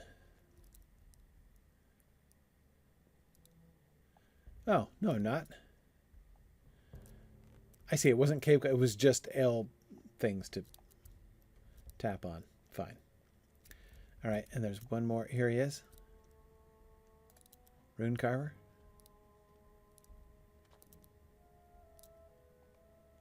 Okay. And as Ambassador Spakorth asked, you delivered many stones of Erebor to the Stout-axe rune carvers. Through their skill, they will be able to create impressive rune stones for King Thorin III and Durin's folk. Okay. Now I just have to hand over my hard-won meat to, who is it? Dreary. We are dwarves and the folk of Durin. Greedy little burrowers, that lot. Well, that ought to teach them not to meddle with our ales. And to think I'd considered requesting new barrels made of iron. Bah, it would turn my finest beers to swill. Yeah, I don't think that'd be good at all. Beer stored in iron casks. Okay. Good. Now I just have to find Drary.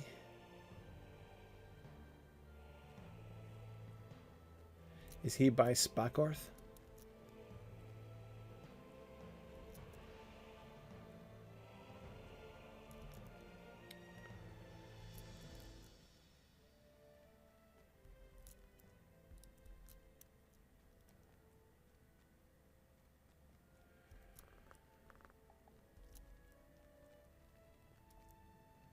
Okay.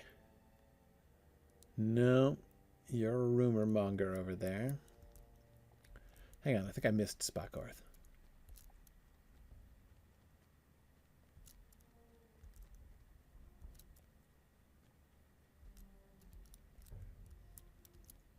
I have a feeling that Spakorth is going to send me on another round of Stout-axe quests.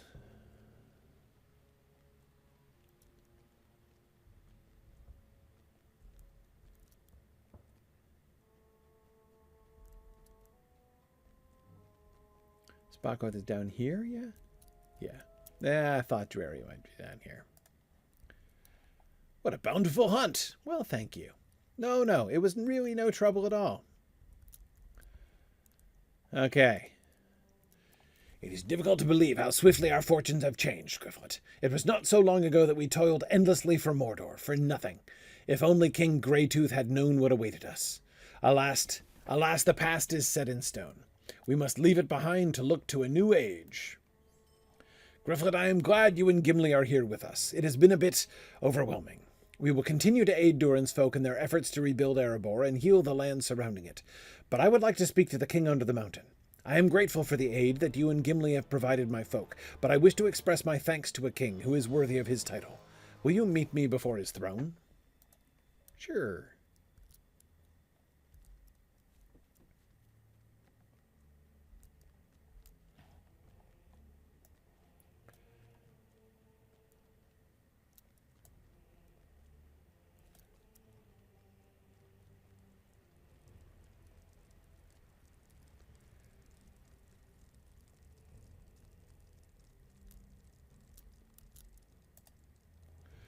Hail King Thorin III! Hail King under the mountain! Ambassador Spakorth bows deeply before King Thorin III. I am Spakorth of the Stout-axes.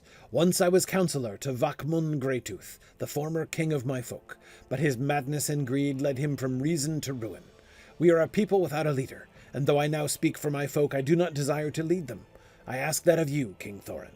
Servitude is still so fresh in our minds. We have always served the greater powers of Mordor, and once again we are bereft of the guiding hand of a king. I offer my people to you, to serve Durin's folk for the kindness you have shown us. The Stout-axes shall be true friends to Durin's folk, I promise you this. Huh. Wasn't that nice, Thorin? Your words are appreciated, Spakorth of the Stout-axes. Durin's folk are honored to have you and your kin among us, and do not take my request for aid to mean that the Stout-axes will once again serve at the will of an oppressor. You are our friends and our guests, and I will not allow any to say otherwise. What you have endured is now a matter of the past. I bear no judgment against you or your kin for the crimes of your king and those he turned to his will. We of Durin's folk have endured many hardships as well, and when the time is right, I shall tell you of them. Now, I must turn my attention to Erebor, and to restoring the kingdoms of the north. Long have I known the troubles hindering Erebor, and time has not abated any of them. My father Daeon strengthened our alliances, and brought great wealth to the north, but before the end of his reign he felt that something unknowable had begun to slip beyond his grasp. In truth, our crafts grew cruder and simpler, and monuments once majestic and without equal in this realm now stood in silent mockery of our declining skill. We have felt this loss for many years now, but alas, it was not the only cost we have borne with the passing of the years. Dis tends the ravens as she always has, but they do not speak to Durin's folk as they once did. It is a habit alone that keeps her at Ravenhill. Our friendship of old with the ravens has faded to naught. It is habit alone. And now, these Stout-axes come to Erebor seeking refuge and freedom from the oppressors of Mordor, and still a few among us would deny their own kin and cousins. These are troubles enough for any king under the mountain, and it falls to me to resolve them, so resolve them I shall.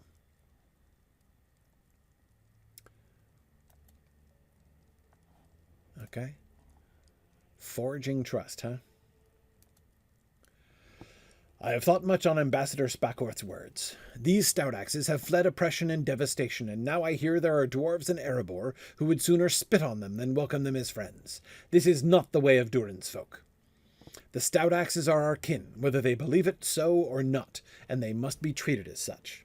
You and Gimli know well what the Stout-axes have suffered, and you know their minds as none among us do. Speak to the mistrustful few among us, and reassure them that the Stout-axes come to us as refugees and friends. I knew those mistrustful dwarves were going to become important soon. Okay, and I've got to talk to Dis and Brothy. I wonder where Brothy is. Is he the guy over here by the stairs whose rumors I've been ignoring? This dude over here in the corner? No, that's Brothy. Not the same. Must be his brother.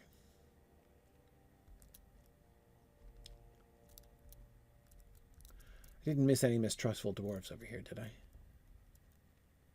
I know there's some on the other side.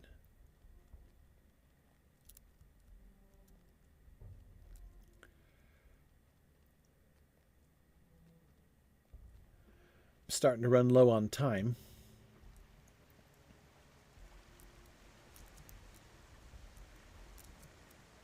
I'll take the aquatic route here. Cut the corner. All right. I remember the mistrust. There they are.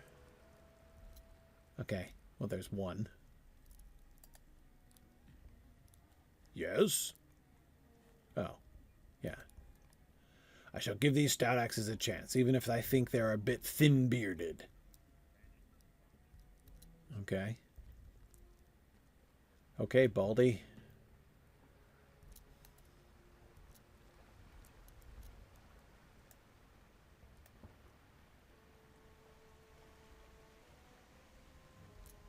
All right, I'll do one more lap of the eating halls here. Then I want to head back to Dis because I didn't pick up the, like, where they were searching.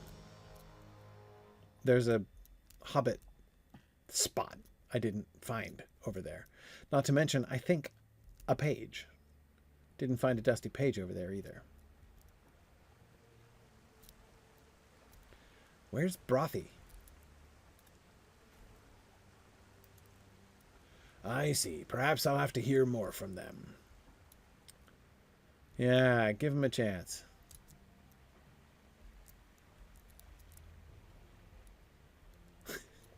I love how most of them have no floating names at all, and then some of them are just called Dwarf.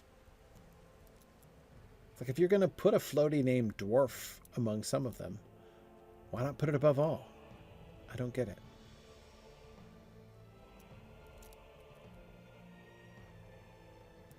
Ah, thank you for helping me locate Brothy.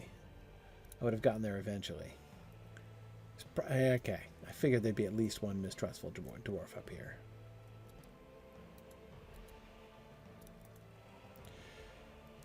You are known to us, and I trust your words in this matter. Not clicking on Bomber. Not clicking on Bomber. Okay, there weren't any downstairs here, were there? On this side? There's been one on each section, though, so let me check again.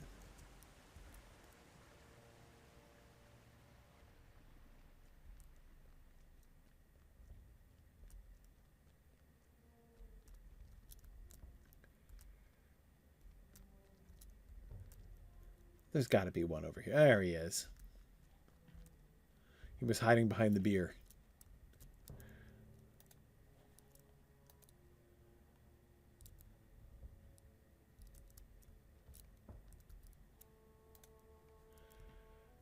What do we owe them? They are not the only dwarves who have lost a home. Well, 3 out of 4. While you are not certain that you have changed the minds of all the dwarves, you have done well to ease the tensions between Durin's folk and the Stout-axes. It is King Thorin's will that the Stout-axes be welcome among Durin's folk, and whether it is this day or another, they shall come to unite in friendship. All right. Very good.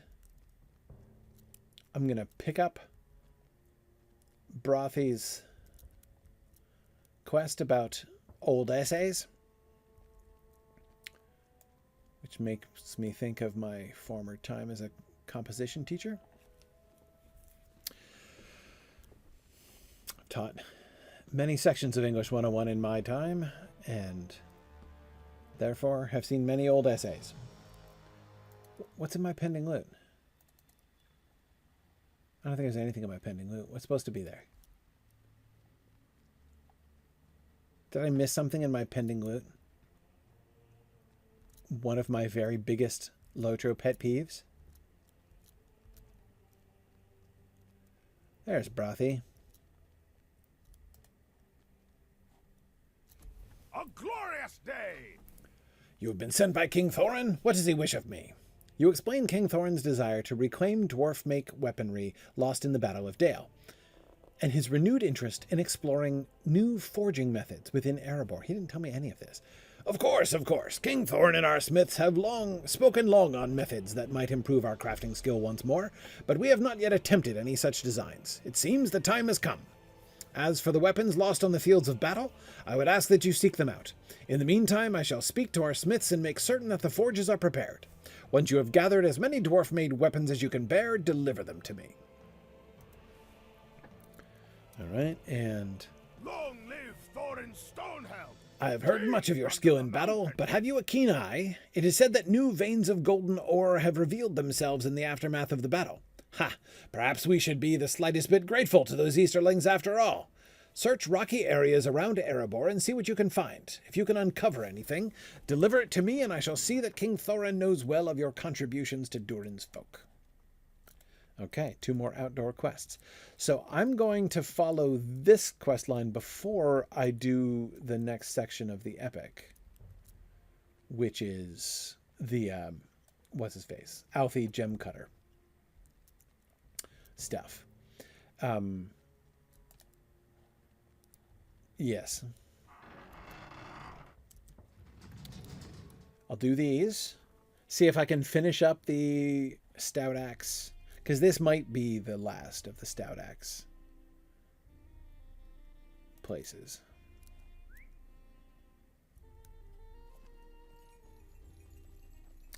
And the Stout-axe quest chains.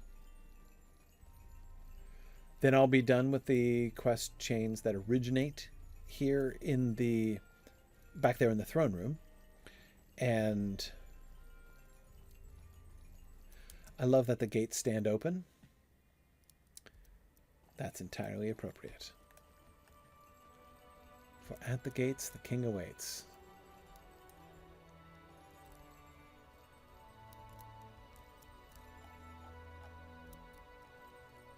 Let's see, and this is Dayan.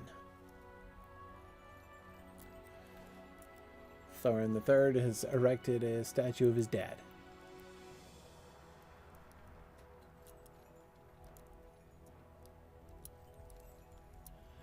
Okay.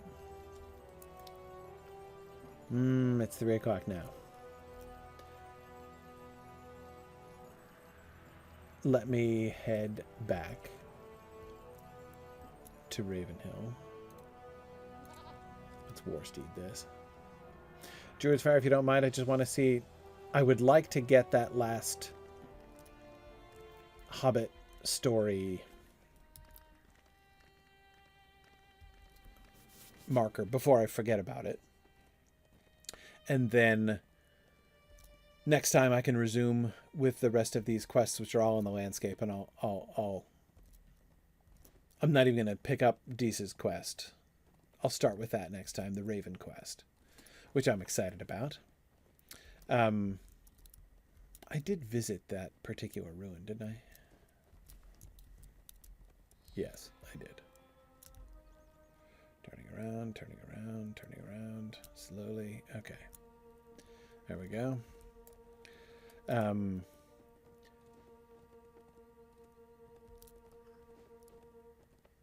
Yeah, where they scouted the slopes of the mountain, north of Ravenhill, approach from the east side. So I'm currently east of Ravenhill, and I want to go up to the right of the path.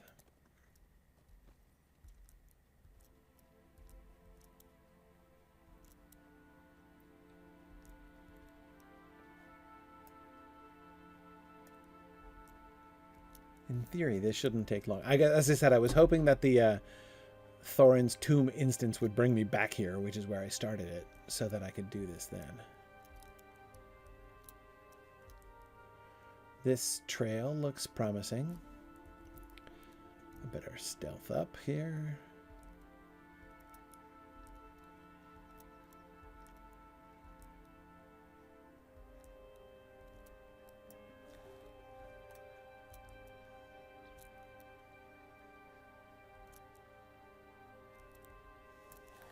There's a gazebo up there. Okay. So there's what looked like a path over there. But yeah, let's just keep exploring up here.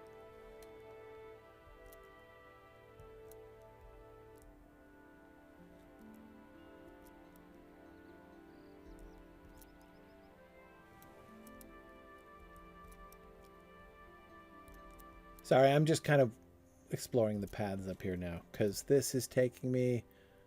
Yeah, I should have a view up here of the road to the west.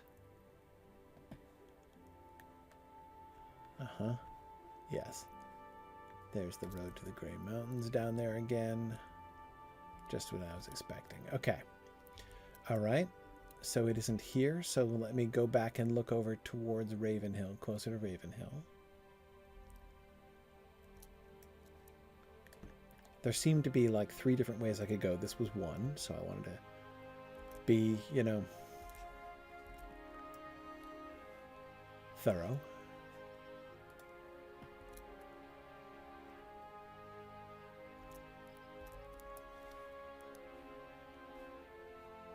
Is that the gazebo in question? I see one of those dwarf markers up there.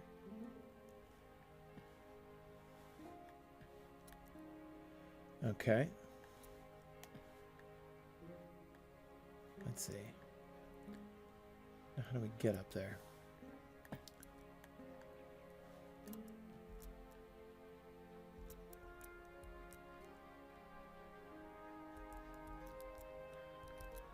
Ah, there's a path over here.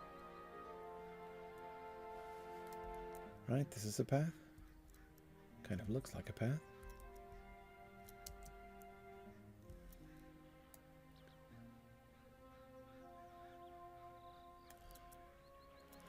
There lies all that is left of Dale, said Balin. Right, this is where they looked out on Balin. On Dale.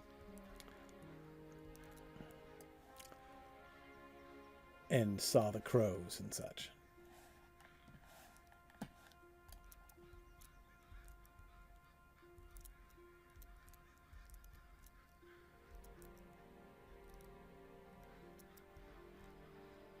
Where was that dwarf surveyor's marker? Saw it up here from that one angle.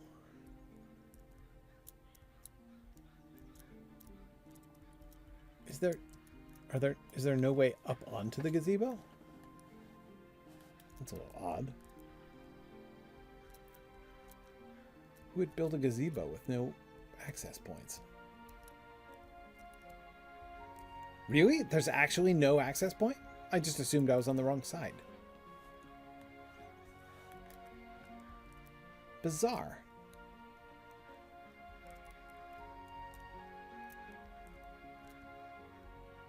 Hang on, let me get back around. I'm stuck.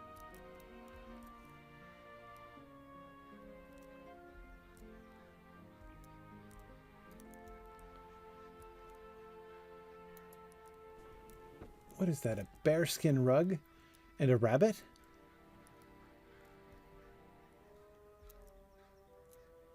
A rabbit sitting on a bear's head?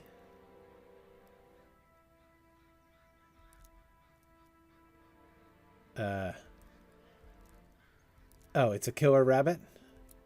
I see. The rabbit seems also to have hauled the bear's carcass and skinned it.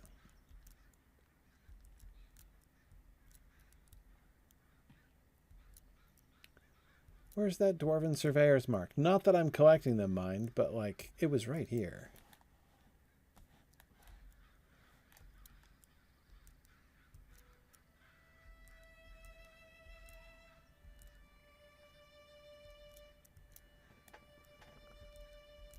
Ah, there it is.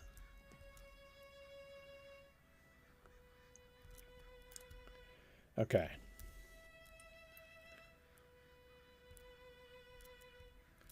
I'm surprised that I found the Hobbit spot, and I did not find the page there. So the page is north of here? Well, I said there were 3 ways to go, and now I've gone 2 of them. This path up here is the 3rd. No. No, it's not. That's the way I just went.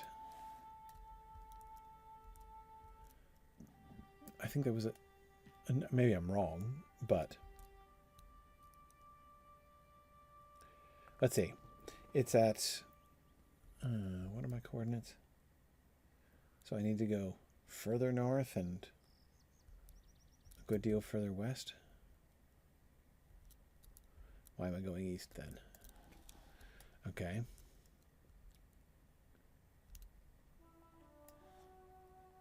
So the dusty path is up, the dusty page is exactly, I have to go due west from here? Huh. How does that work?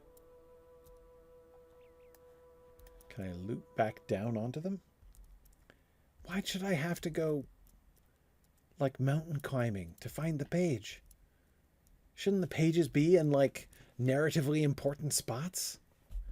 Or just sitting around in the halls of Erebor like every other self-respecting page?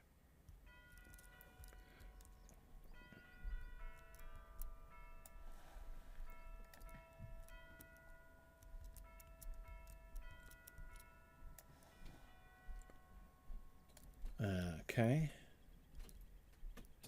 I'm still nothing like close enough. But now I'm determined to find that page. Let me see if I can make it through down here. I feel like it just can't be up here.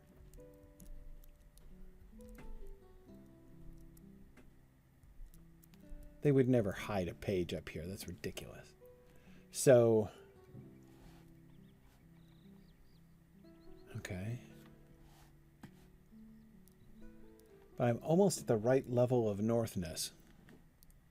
But I still have to go further west, so it's got to be down there. So, bombs away.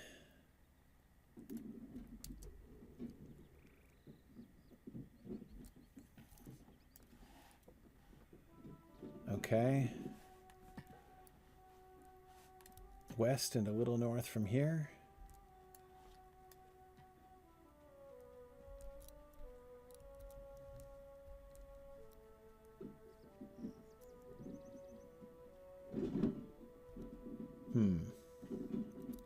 Okay. We're getting there.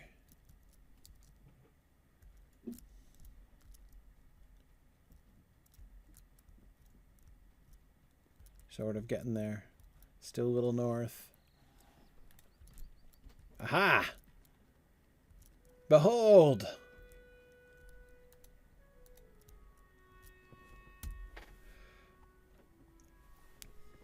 For it was we of Durin's folk who woke the great dragons in times of old, and in so doing lost the grey The mountains penultimate that we page called of home. the Dale Lands is ours. Okay. So now we just have to collect chunks of dwarf gold, collect abandoned weapons, and talk to Dees.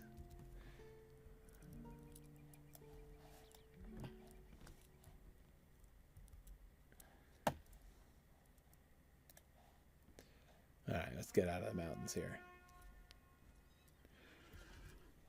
By the way, I officially call that a bad place to put a page. As just unnecessarily hidden in the wilderness. It's much more satisfying again when the pages are in narratively appropriate spots, like when you're dutifully following the quest lines like Gryfflet so faithfully does. Those quest lines should bring you to the pages, in my opinion. Okay. No problem.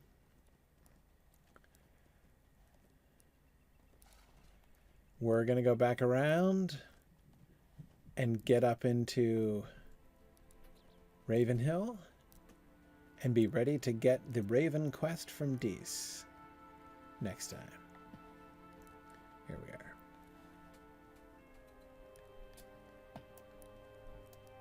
I considered jumping off the cliff and coming back around the other way, but in the end, it's just as easy to come this way. All right. I still want to know whose scruffy flags those are.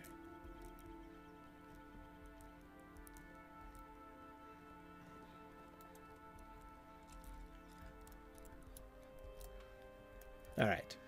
Okay. And there we go. Yeah, JJ, you're right. Loose pages scattered and lost about the wilderness should be much more thoughtful in their placement. They really should. They really should. I insist upon it. Okay.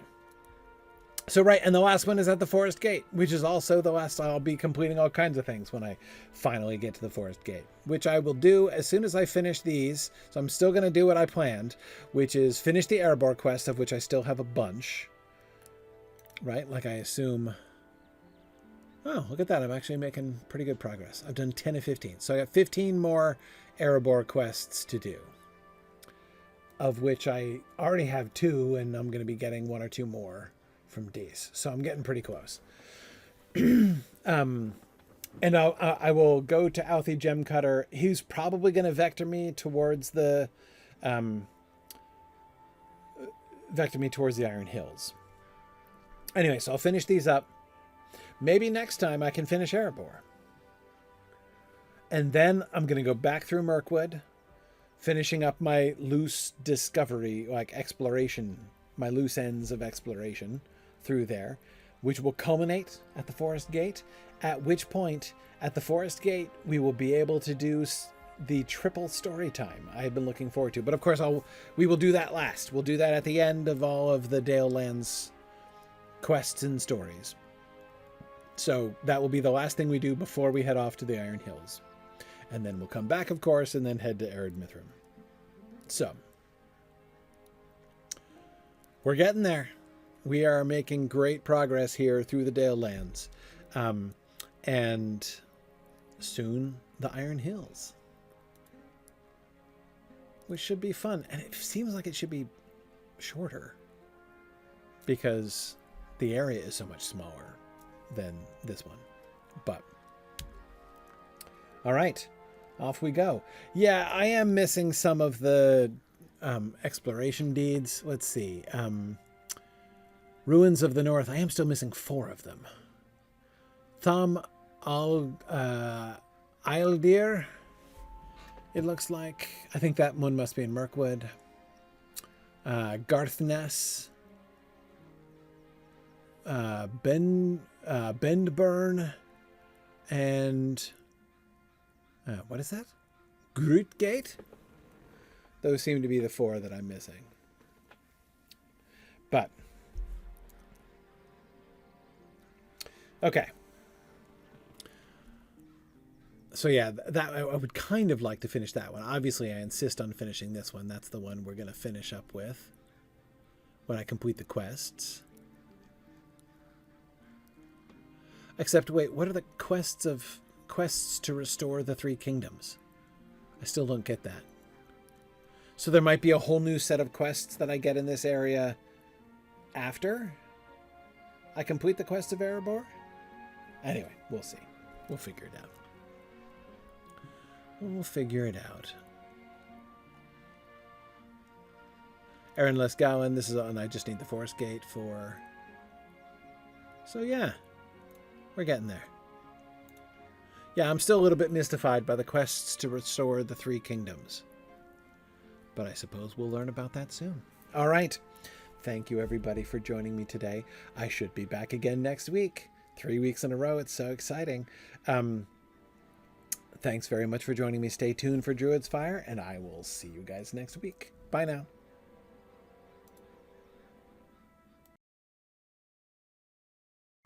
Thanks for joining in on my rambles around Standing Stone's brilliant digital adaptation of Tolkien's world.